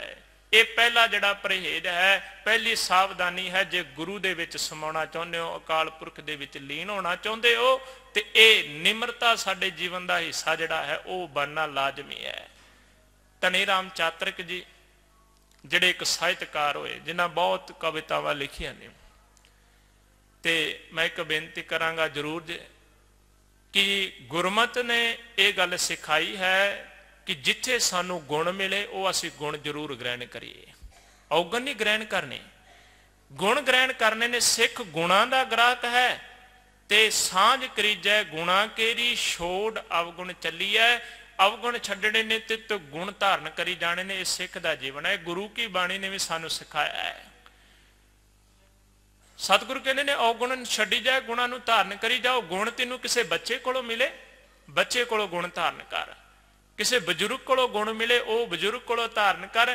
ते कई बारी ऐसा हो जाता, असीं कहने आ जी साडी रैपुटेशन डाउन होंदी है, असीं वड्डे हां ते असीं छोटे इंसान की सलाह कित्थों ले लईए, असीं एक छोटे जे इंसान की सलाह कित्थों लईए, असीं खुद समझदार हैं। सच जाणो जी कई बारी वो भी सलाह तुहानूं वधिया दे सकदा है, गुण की गल तुहानूं भी सिखा सकता है। जिस समय कॉलेज दे विच पढ़दे सी ना, एक प्रोफैसर उत्थे उन्होंने बड़ी प्यारी एक गल दसी ही कि गुण के बारे। कहने लगे कोई साइंटिस्ट सी, वो खोज कर जा रहे सी उपर, जिवें अज भी जा रहे ने, वो जा रहे ने उपर, ते कहने लगे उपर जाके हुण आपां नूं पता है कि जिहड़ा हवा का दबाव जिहड़ा है वो किस सिस्टम का है। उत्थे तुसीं पानी की बूंद भी सुटोगे तो उस तरह बुलबुला बन के उत्थे खड़ जाएगी। रोटी भी खानी चाहोगे वो भी हवा दे विच उत्थे खड़ेगी, इहो जिहा दबाव हवा का। वो कहने लगे हवा उपर उन्होंने पिन लैके जाना कुछ लिखण वास्ते, नोट करने वास्ते। कहने लगे कि उसकी शाही जम जानी, उत्थे चलनी ना। वो इंसान बहुत दुखी होया भी हर बार असीं जाने साडी कोशिश नाकाम होंदी है, कारण की है। बड़ा दुखी अपने परिवार दे विच बैठा। शाम नूं बच्ची उहदे कोल खेडदी आई कि गुण असीं एक बच्चे तो भी लै सकते हैं, एक किसी भी इंसान तो गुण प्राप्त कर सकते हैं। वो बच्ची आई दौड़दी हुई, खेडदी आई, कहन लगी पापा तुसीं दुखी बहुत हो, तुहाडा चेहरा बहुत उदास है, कारण की है? तो कहन लगा बेटा तेरे दसन वाली गल नहीं है, तेरी समझ तो बाहर की गल है। तो उस समय कहन लगे कि जो बच्ची ने 2-3 वारी कहा ना, फिर उन्हें दसिया, कहन लगे साडा पिन जिहड़ा असीं लैके जाने दबा होने करके हवा दा शाही जम जाती है जां चलदा नहीं, कुछ भी ला लो। वो बच्ची ने एक गल कही, कहन लगी पिता जी फिर तुसीं पैसा लैके चले जाओ। दिमाग च आ गई एकदम गल, कहन लगे वाकई गल तो ठीक है, ना पैसन ने जमना है ना कुछ होना, लिखा जाएगा। भाव कि कई बार एक छोटा जिहा बच्चा साडे परिवार दे विच, साडा बच्चा ही सानू इहो जी कोई गल कह जाता है कि असीं खड़े रह जाने, सोचते रह जाने कि बच्चे ने गल कित्थों कह दी है। क्योंकि हर एक कोलों विवेक बुद्धि, हर एक कोलों मत उस परमात्मा ने दी है। ते सतगुरु जी कहने ने सांझ करीजै गुणा केरी छोड़ अवगण चलीए, सच जानो जे वो गुण सानू किसी कवि तो भी मिल सकता है, किसी लखारी कोलों भी मिल सकता है, किसी इतिहासकार दे कोलों भी मिल सकता है। ते परंतु बहुत इहो जे मनमुख, इहो जे अज्ञानता दे विच फसे भी ने, जिहड़े कहंदे ने कि धनी राम चातरिक जां सुरजीत पात्र जां बुल्ले शाह वर्गियां दी कविता जिहड़ियां ने वो वरतनियां नहीं चाहीदियां ने। गुरमुख बुल्ले शाह सूफी फकीर होया, उन्हें बहुत कुछ जीवन का तत्त जिहड़ा है उन्हें गुरमत दे नाल रिलेटेड ओहदी गल्लां ने जड़ियां उन्हें सिखाईयां ने, जिहड़ा उन्हें वो फकीर ने अपने जीवन दे विच कमा के सानू दस्सिया है। तो जो असी पढ़ रहे हाँ, इत्थों तक असी पढ़ के आए, किसी ने MA की, किसी ने BA की, आखिरकार किते तो किताबां तो पढ़िया है ना। जे असी यही कहिए जी नहीं इन्हां नूं पढ़ना ही नहीं, तो फिर असी अपनी डिग्रियां, असी अपने MA, असी अपनी BA किवें क्लीयर करांगे? इसलिए गुण जिहड़ा है तुसी देखो कि वो गुरमत की गल उहदे विच सानू कोई मिलती है, गुरु की गल सानू कोई उहदे विचों मिलती है, तो उन्होंने जरूर धारण किया जाए। धनी राम चातरिक ने एक गल कविता लिखी, उन्हें एक वार्तालाप कराया, एक टोए का ते एक टिब्बे का। वो कहन लगा एक टिब्बा जिहड़ा सी वो टोए नूं पुछदा है, उन्होंने सवाल करता है। वो कहन लगा कि मैं तू किहो जे, कहन लगे कर्म कीते ने, टोए नूं पुछदा है छोटे नीवे नूं। कहन लगा तू किहो जे कर्म कीते ने? कहन लगे हनेरी आउंदी, हनेरी तो बाद हवा चलदी है, ते मीह बदल आउंदे ने, मीह पैण लग जांदा, झांबे दा मीह पैंदा है, ते ओ सारा मीह मेरे ते वज वज के, कणियां मेरे ते वज वज के टिब्बे ते सारा पानी जिहड़ा है वो नवाण वाल तेरे विच जा जा के समाई जांदा है। तू किहो जे कर्म कमाए ने? वो बस उन्हें एको फिर उन्होंने गल सिखाई उस टिब्बे टोए ने। कहन लगा कि एक गल याद रखी जे, नीवे रहा कहन लगे बड़ा ही सुखाला है, नीवे रहन दे नाल जीवन दे विच सुख बहुत मिलते हैं। बस जिहड़ा उच्चा होकर रहेगा ना, तो कहन लगे वो डिगेगा जरूर, वो ढहेगा जरूर, लेकिन जिहड़ा नीवा रहा वो डिगेगा नहीं।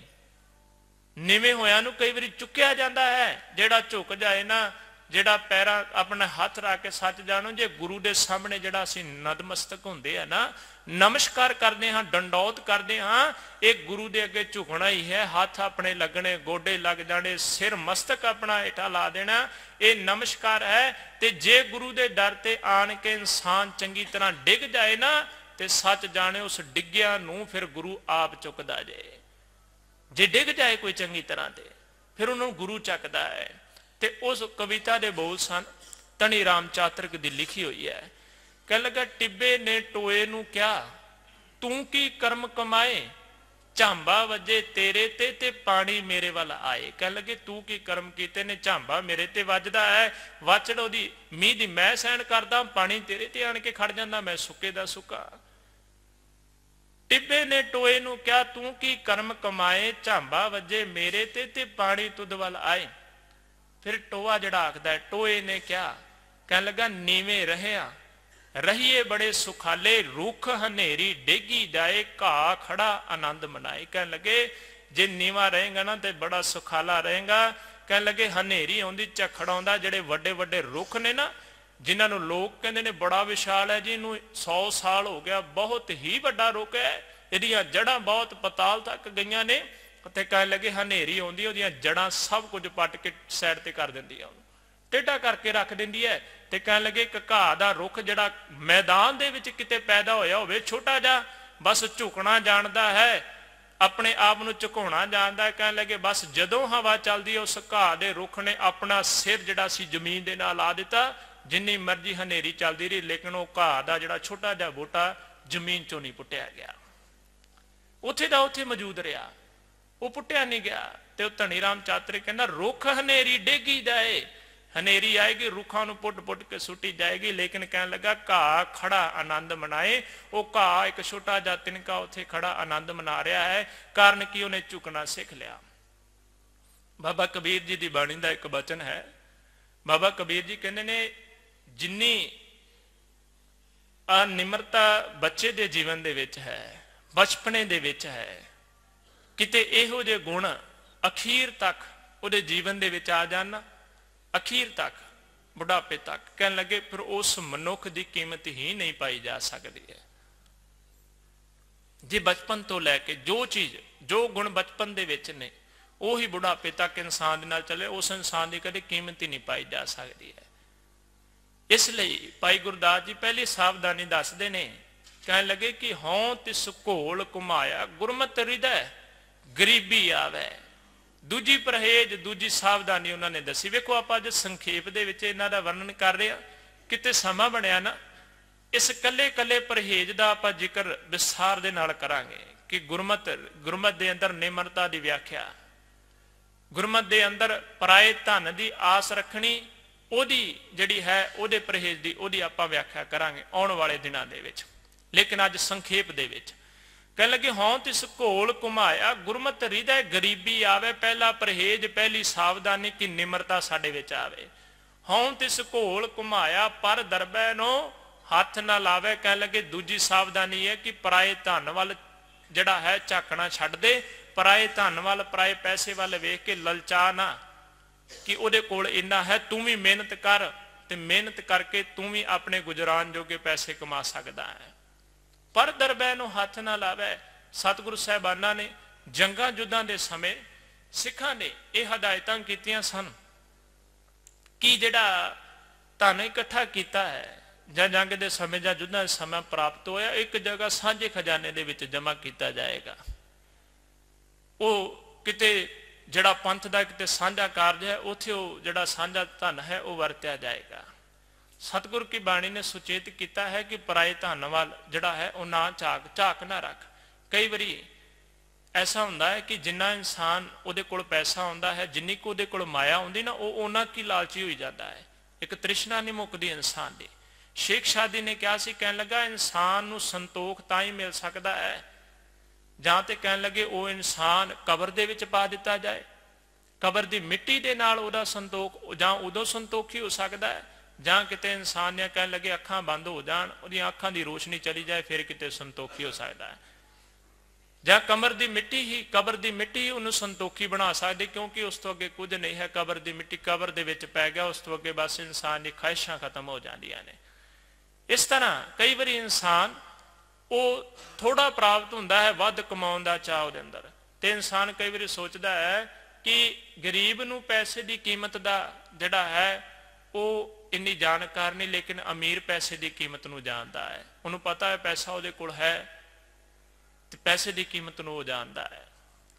ਕਹਿਣ ਲੱਗੇ ਕੋਈ ਇਨਸਾਨ ਨਾ ਵਪਾਰੀ ਸੀ, ਉਹ ਪੈਸੇ ਲਈ ਜਾਏ, ਵਪਾਰ ਕਰਨ ਜਾਣਾ, ਉਹਨੂੰ ਹਨੇਰਾ ਹੋਇਆ ਰਸਤੇ ਦੇ ਵਿੱਚ, ਪੈਸੇ ਉਹਦੇ ਕੋਲ ਸਨ। ਉਹਨੇ ਸੋਚਿਆ ਕਿ ਜੇ ਮੈਂ ਕਿਸੇ ਗਰੀਬ ਦੇ ਘਰ ਚਲਾ ਗਿਆ ਨਾ, ਉਹਨਾਂ ਨੂੰ ਪੈਸੇ ਦਾ ਇੰਨਾ ਪਤਾ ਨਹੀਂ, ਤੇ ਜੇ ਉਹਨਾਂ ਨੂੰ ਪਤਾ ਲੱਗ ਗਿਆ ਮੇਰੇ ਕੋਲ ਪੈਸਾ ਹੈ ਤੇ ਰਾਤ ਨੂੰ ਮੈਨੂੰ ਲੁੱਟ ਲੈਣਗੇ, ਤੇ ਖਾ ਜਾਣਗੇ ਮੈਨੂੰ ਤਾਂ ਮਾਰ ਕੇ ਉਹ।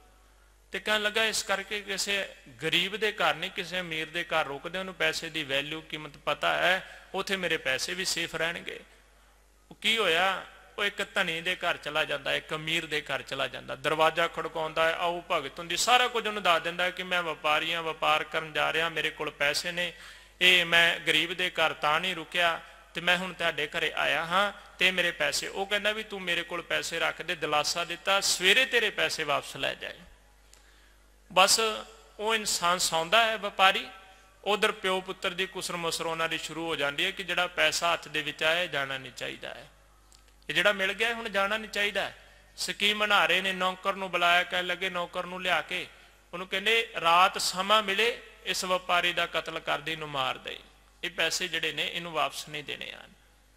ਅਮੀਰ ਇਨਸਾਨ, ਪੈਸੇ ਵਾਲਾ ਇਨਸਾਨ ਹੋਰ ਲਾਲਚੀ, ਹੋਰ ਜਿਹੜਾ ਹੈ ਲੋਭ ਦੇ ਅੰਦਰ ਕੰਮ ਕਰਦਾ ਰਹਿੰਦਾ। ਲੇਕਿਨ ਸਤਿਗੁਰੂ ਕੀ ਬਾਣੀ ਕਹਿੰਦੀ ਹੈ ਕਿ ਇੱਕ ਤੇਰੇ ਕੋਲ ਸਾਵਧਾਨੀ, ਇੱਕ ਤੇਰੇ ਕੋਲ ਪਰਹੇਜ਼ ਇਹ ਵੀ ਹੈ ਪਰਮਾਤਮਾ ਨੂੰ ਮਿਲਣ ਦਾ ਕਿ ਹਉ ਤਿਸ ਘੋਲ ਘੁਮਾਇਆ ਪਰ ਦਰਬੈ ਨੂੰ, ਦਰਬੇ ਦਾ ਅਰਥ ਹੁੰਦਾ ਹੈ ਧਨ, ਪਰ ਦਰਬੈ ਨੂੰ ਹੱਥ ਨਾ ਲਾਵੇ, ਹਉ ਤਿਸ ਘੋਲ ਘੁਮਾਇਆ ਪਰ ਨਿੰਦਾ ਸੁਣ ਆਪ ਹਟਾਵੇ। ਕਹਿਣ ਲੱਗੇ ਇਹ ਵੀ ਇੱਕ ਪਰਹੇਜ਼ ਹੈ, ਨਿੰਦਿਆ ਤੋਂ ਬਚਾ ਕੇ ਰੱਖਣਾ, ਪਰਾਈ ਨਿੰਦਿਆ ਦੇ ਵਿੱਚ ਨਾ ਪੈਣਾ। ਹਉ ਤਿਸ ਘੋਲ ਘੁਮਾਇਆ ਪਰ ਦਰਬੈ ਨੂੰ ਹੱਥ ਨਾ, ਪਰ ਦਰਬੈ ਨੂੰ ਹੱਥ ਨਾ ਲਾਵੇ, ਹਉ ਤਿਸ ਘੋਲ ਘੁਮਾਇਆ ਪਰ ਨਿੰਦਾ ਸੁਣ ਆਪ ਹਟਾਵੇ। ਲੇਕਿਨ ਇਹ ਨਿੰਦਿਆ ਜਿਹੜੀ ਕਰਨੀ ਜਿਹੜੀ ਆ ਜਾਂ ਇਹ ਸੁਣਨਾ ਹਟਣਾ ਬਹੁਤ ਹੀ ਮੁਸ਼ਕਲ ਕੰਮ ਹੈ। ਲੇਕਿਨ ਇੱਕ ਪਰਹੇਜ਼ ਬਹੁਤ ਵੱਡਾ ਹੈ। ਜੇ ਕਿਤੇ ਨਿੰਦਿਆ ਸੁਣਨੀ ਬੰਦ ਕਰ ਦੋ, ਨਿੰਦਿਆ ਕਰਨੀ ਬੰਦ ਕਰ ਦੋ, ਜੀਵਨ ਦੇ ਵਿੱਚ ਤਬਦੀਲੀ ਬਹੁਤ ਆਏਗੀ। ਇਹ ਪਰਹੇਜ਼ਾਂ ਦੀ ਗੱਲ ਭਾਈ ਗੁਰਦਾਸ ਜੀ ਕਰਦੇ ਪਏ ਨੇ। ਹਉ ਤਿਸ ਘੋਲ ਘੁਮਾਇਆ ਗੁਰਮਤਿ ਹਿਰਦੈ ਗਰੀਬੀ ਆਵੇ, ਹਉ ਤਿਸ ਘੋਲ ਘੁਮਾਇਆ ਪਰ ਦਰਬੈ ਨੂੰ ਹੱਥ ਨਾ ਲਾਵੇ, ਹਉ ਤਿਸ ਘੋਲ ਘੁਮਾਇਆ ਪਰ ਨਾਰੀ ਦੇ ਨੇੜ ਨਾ ਜਾਵੇ, ਹਉ ਤਿਸ ਘੋਲ ਘੁਮਾਇਆ ਪਰ ਨਿੰਦਾ ਸੁਣ ਆਪ ਹਟਾਵੇ, ਹਉ ਤਿਸ ਘੋਲ ਘੁਮਾਇਆ ਸਤਿਗੁਰ ਕਾ ਉਪਦੇਸ਼ ਕਮਾਵੇ। ਇਹ ਵੀ ਇੱਕ ਪਰਹੇਜ਼ ਹੈ, ਇੱਕ ਸਤਿਗੁਰ ਦਾ ਜਿਹੜਾ ਇੱਕ ਸਾਵਧਾਨੀ ਹੈ ਕਿ ਸਤਿਗੁਰ ਦਾ ਉਪਦੇਸ਼ ਜੀਵਨ ਦੇ ਵਿੱਚ ਘੁਮਾਉਣਾ। ਹਉ ਤਿਸ ਘੋਲ ਘੁਮਾਇਆ ਸਤਿਗੁਰ ਕਾ ਉਪਦੇਸ਼ ਕਮਾਵੇ। ਫਿਰ ਅੱਗੇ ਕਹਿੰਦੇ ਨੇ ਹਉ ਤਿਸ ਘੋਲ ਘੁਮਾਇਆ ਥੋੜਾ ਸਵੈ ਥੋੜਾ ਹੀ ਖਾਵੇ, ਗੁਰਮੁਖ ਸੋਈ ਸਹਿਜ ਸਮਾਵੇ। ਕਹਿਣ ਲੱਗੇ ਇਹ ਵੀ ਇੱਕ ਸਾਵਧਾਨੀ ਹੈ ਕਿ ਥੋੜਾ ਖਾਣਾ ਤੇ ਥੋੜਾ ਸੋਣਾ, ਕਿਉਂਕਿ ਠੀਕ ਹੈ ਇਸ ਸਰੀਰ ਨੂੰ ਜਿਉਂਦੇ ਰੱਖਣ ਵਾਸਤੇ ਇਹ ਸਵਾਰੀ ਹੈ ਆਤਮਾ ਦੀ। ਮਨੁੱਖਾ ਸਰੀਰ ਇੱਕ ਸਵਾਰੀ ਹੈ, ਜਿਹਨੂੰ ਗੁਰੂ ਗ੍ਰੰਥ ਸਾਹਿਬ ਜੀ ਦੀ ਬਾਣੀ ਨੇ ਕਿਹਾ ਇਹ ਘੋੜੀ ਹੈ, ਆਤਮਾ ਇਹਦੇ ਤੇ ਸਵਾਰ ਹੈ। ਤੇ ਗੁਰਮੁਖੋ ਜਿਹੜੇ ਇਨਸਾਨ ਸਿਰਫ ਤੇ ਸਿਰਫ ਆਪਣੇ ਸਵਾਰੀ ਨੂੰ ਹੀ ਸ਼ਿੰਗਾਰਦੇ ਰਹਿ ਜਾਣ, ਸਵਾਰੀ ਨੂੰ ਹੀ ਸਾਂਭਦੇ ਰਹਿ ਜਾਣ, ਜਿਹਦੇ ਤੇ ਜਾਣਾ ਮੰਨ ਹੁਣ ਗੱਡੀ ਤੇ ਜਾਣਾ, ਗੱਡੀ ਨੂੰ ਹੀ ਸਵਾਰੀ ਜਾਈਏ, ਗੱਡੀ ਨੂੰ ਹੀ ਸਵਾਰੀ ਜਾਈਏ, ਤੇ ਇਹ ਗੱਲ ਤੇ ਨਹੀਂ ਨਾ ਹੁਣ ਬਣਦੀ ਹੈ। ਜੇ ਹੁਣ ਇਨਸਾਨ ਸਿਰਫ ਤੇ ਸਿਰਫ ਸਰੀਰ ਨੂੰ ਹੀ ਸਵਾਰੀ ਜਾਏ, ਇਹਨੂੰ ਕਦੀ ਜੀ ਇਹਨੇ ਆਪਣਾ ਹੇਅਰ ਸਟਾਈਲ ਵਧੀਆ ਬਣਾ ਲਿਆ, ਮੈਂ ਕਹਿੰਦਾ ਮਾਈਆਂ ਭੈਣਾਂ ਬੀਬੀਆਂ ਨੇ ਉਹ ਵੀ ਬੈਠੀਆਂ ਨੇ, ਉਹ ਵੀ ਸਰੀਰ ਨੂੰ ਸ਼ਿੰਗਾਰਨ ਦੀ ਗੱਲ ਹੈ। ਮਨੁੱਖ ਹੈ ਉਹ ਵੀ ਕੋਸ਼ਿਸ਼ ਕਰ ਰਿਹਾ ਵੱਧ ਤੋਂ ਵੱਧ ਮੈਂ ਸਰੀਰ ਨੂੰ ਸ਼ਿੰਗਾਰ ਲਵਾਂ, ਵੱਧ ਤੋਂ ਵੱਧ ਜਿਹੜੇ ਨੇ ਭੋਜਨ ਜਿਹੜੇ ਨੇ ਉਹ ਮੈਂ ਸਰੀਰ ਨੂੰ ਖਵਾ ਦੇਵਾਂ, ਵਧੀਆ ਤੋਂ ਵਧੀਆ ਰਸ ਜਿਹੜੇ ਸਰੀਰ ਨੂੰ ਚੱਖਣ ਨੂੰ ਮਿਲ ਜਾਣ, ਤੇ ਲੇਕਿਨ ਆਤਮਾ ਦੀ ਕੋਈ ਗੱਲ ਹੀ ਨਾ ਹੋਵੇ। ਕਹਿ ਲੱਗੇ ਹਉ ਤਿਸ ਘੋਲ ਘੁਮਾਇਆ ਥੋੜਾ ਸਵੈ ਥੋੜਾ ਹੀ ਖਾਵੇ, ਗੁਰਮੁਖ ਸੋਈ ਸਹਿਜ ਸਮਾਵੇ। ਭਾਈ ਗੁਰਦਾਸ ਜੀ ਨੇ ਬਚਨ ਕਿਹਾ, ਕਹਿਣ ਲੱਗੇ ਇਹ ਜੀਵਨ ਦੇ ਵਿੱਚ ਕੁਝ ਪਰਹੇਜ਼ ਨੇ, ਇਹ ਜੀਵਨ ਦੇ ਵਿੱਚ ਕੁਝ ਸਾਵਧਾਨੀਆਂ ਨੇ। ਜੇ ਚਾਹੁੰਦਾ ਹੈ ਕਿ ਮੈਂ ਰੋਗੀ ਹਾਂ ਤੇ ਰੋਗ ਤੋਂ ਬਚ ਜਾਵਾਂ, ਰੋਗ ਮੇਰਾ ਖਤਮ ਹੋ ਜਾਏ, ਦੂਰ ਹੋ ਜਾਏ, ਤੇ ਸੱਚ ਜਾਣੀ ਇਹ ਪਰਹੇਜ਼ਾਂ ਦਾ ਧਿਆਨ, ਇਹਨਾਂ ਨੂੰ ਸਾਵਧਾਨੀ ਨੂੰ ਆਪਣੇ ਜੀਵਨ ਦੇ ਵਿੱਚ ਲੈ ਕੇ ਆਏ। ਵੈਸੇ ਤੇ ਗੁਰਬਾਣੀ ਨੇ ਹੋਰ ਬੜੇ ਪਰਹੇਜ਼ ਦੱਸੇ ਨੇ, ਬਹੁਤ ਵਿਆਖਿਆ ਹੈ, ਲੇਕਿਨ ਸਮੇਂ ਦੀ ਸਮਾਪਤੀ ਹੈ। ਆਪਾਂ ਵਿਸ਼ਾ ਆਰੰਭ ਕੀਤਾ ਸੀ ਸਿਰਫ ਪੰਛੀ ਝਾਤ ਉਹਦੇ ਵਿੱਚ ਕਿ ਇਨਸਾਨ ਸੰਸਾਰ ਜਿਹੜਾ ਹੈ ਦੁਖੀ ਹੈ, ਰੋਗੀ ਹੈ। ਸਤਿਗੁਰੂ ਜਿਹੜਾ ਹੈ ਉਹ ਵੈਦ ਹੈ, ਲੇਕਿਨ ਉਹ ਵੈਦ ਕੋਲ ਜਾ ਕੇ ਸਾਨੂੰ ਦੱਸਣਾ ਪਵੇਗਾ ਕਿ ਸਾਨੂੰ ਰੋਗ ਕੀ ਹੈ, ਸਾਨੂੰ ਬਿਮਾਰੀ ਕੀ ਹੈ। ਫਿਰ ਸਤਿਗੁਰੂ ਜਿਹੜਾ ਹੈ ਉਹ ਦਵਾਈ ਕਿਹਦੀ ਦੇਗਾ, ਉਹ ਨਾਮ ਦੀ ਦਵਾਈ ਦੇਗਾ, ਤੇ ਨਾਲ ਸਾਨੂੰ ਕੁਝ ਪਰਹੇਜ਼ ਰੱਖਣੇ ਚਾਹੀਦੇ ਨੇ। ਉਹ ਭਾਈ ਗੁਰਦਾਸ ਜੀ ਦੀ ਰਚਨਾ ਦੇ ਵਿੱਚੋਂ ਕੁਝ ਕੁ ਪਰਹੇਜ਼ਾਂ ਦਾ ਜ਼ਿਕਰ ਆਪਾਂ ਕੀਤਾ ਹੈ। ਸਤਿਗੁਰੂ ਕੀ ਬਾਣੀ ਦੀ ਵਿਚਾਰ ਕਰਦਿਆਂ ਹੋਈਆਂ ਬੇਅੰਤ ਭੁੱਲਾਂ ਦੀ ਖਿਮਾ ਆਪ ਗੁਰੂ ਕੀ ਸੰਗਤ ਸਤਿਗੁਰੂ ਗੁਰੂ ਗ੍ਰੰਥ ਸਾਹਿਬ ਮਹਾਰਾਜ ਜੀ ਬਖਸ਼ਣਹਾਰ ਨੇ। ਵੇਖੋ ਬੜਾ ਹੀ ਇੱਕ ਉਪਰਾਲਾ ਹੋ ਰਿਹਾ ਹੈ, ਜਿਹੜਾ ਰਾਗੀ ਸਾਹਿਬਾਨ ਜਿਹੜੇ ਨੇ ਉਹ ਪਹੁੰਚੇ ਹੋਏ ਨੇ, ਉਹਨਾਂ ਵੱਲੋਂ ਵੀ ਰਾਤੀ ਬੇਨਤੀ ਕੀਤੀ ਗਈ। ਮੈਨੂੰ ਚਾਹੀਦਾ ਇਹ ਸੀ, ਮੇਰੇ ਆਈਡੀਆ ਦੇ ਨਾਲ ਇਹ ਗੱਲ ਚਾਹੀਦੀ ਸੀ ਕਿ ਆਪਣੇ ਦਰਬਾਰ ਸਾਹਿਬ ਦੇ ਅੰਦਰ ਵੀ ਸੰਗਤ ਬਹਿੰਦੀ ਤੇ ਬਾਹਰ ਵੀ ਸੰਗਤ ਹੁੰਦੀ, ਜਿੱਡੇ ਵੱਡੀ ਨਗਰ ਦੀ ਆਪਣੀ ਗਿਣਤੀ ਹੈ। ਹੁਣ ਕੱਲਾ ਇਹ ਨਹੀਂ ਕਿ ਸਿਰਫ ਵਿਚਾਰ ਨਹੀਂ ਹੋਈ ਤੇ ਕੀਰਤਨ ਹੀ ਹੋਇਆ ਹੈ। ਗੁਰਮੁਖੋ ਕਲਯੁਗ ਦੇ ਵਿੱਚ ਸਤਿਗੁਰ ਨੇ ਕੀਰਤਨ ਦੀ ਪ੍ਰਧਾਨਤਾ ਵੀ ਹੈ, ਵਿਚਾਰ ਦੀ ਵੀ ਪ੍ਰਧਾਨਤਾ ਹੈ। ਇਸ ਲਈ ਗੁਰਮੁਖੋ ਜਿਹੜਾ ਅੱਜ ਦਾ ਸਮਾਂ ਬਚਿਆ ਹੈ, ਜਿਹੜਾ ਬਾਅਦ ਦੇ ਵਿੱਚ ਦੀਵਾਨ ਹੋਣਾ, ਕੋਸ਼ਿਸ਼ ਕਰੀਏ ਉਹ ਜਿਹੜੇ ਦੂਰੋਂ ਜਥੇ ਚੱਲ ਕੇ ਆਏ ਨੇ ਉਹਨਾਂ ਦੇ ਸਤਿਕਾਰ ਨੂੰ ਮੁੱਖ ਰੱਖਦਿਆਂ ਸਤਿਗੁਰੂ ਕੀ ਬਾਣੀ ਨੂੰ ਸਮਝਣ ਦੇ ਲਈ, ਗੁਰਬਾਣੀ ਦਾ ਕੀਰਤਨ ਸੁਣ ਲਈ ਸਾਰੇ ਅਸੀਂ ਇਕੱਤਰ ਹੋਈਏ, ਪਹੁੰਚੀਏ ਸਤਿਗੁਰੂ ਦੇ ਦਰਬਾਰ ਦੀਆਂ ਹਾਜ਼ਰੀਆਂ ਭਰੀਏ। ਵਿਚਾਰ ਕਰਦਿਆਂ ਹੋਈਆਂ ਬੇਅੰਤ ਭੁੱਲਾਂ ਦੀ ਖਿਮਾ ਆਪ ਗੁਰੂ ਕੀ ਸੰਗਤ ਸਤਿਗੁਰੂ ਗੁਰੂ ਗ੍ਰੰਥ ਸਾਹਿਬ ਮਹਾਰਾਜ ਜੀ ਬਖਸ਼ਣਹਾਰ ਨੇ। ਧੰਨਵਾਦ ਆਪ ਸੰਗਤ ਦਾ ਜਿਹੜੇ ਅੰਮ੍ਰਿਤ ਵੇਲੇ ਤੋਂ ਜੁੜ ਮਿਲ ਕੇ ਬੈਠੇ ਹੋ। ਅੰਤ ਵਿੱਚ ਪਾਉ ਫਤਿਹ ਦੇ ਨਾਲ ਸਾਧ। ਵਾਹਿਗੁਰੂ ਜੀ ਕਾ ਖਾਲਸਾ, ਵਾਹਿਗੁਰੂ ਜੀ ਕੀ ਫਤਿਹ। ਤੂੰ ਠਾਕੁਰ ਤੁਮ ਪਹਿ ਅਰਦਾਸ, ਜੀਉ ਪਿੰਡ ਸਭ ਤੇਰੇ। ਸ੍ਰੀ ਵਾਹਿਗੁਰੂ ਜੀ ਕੀ ਫਤਿਹ।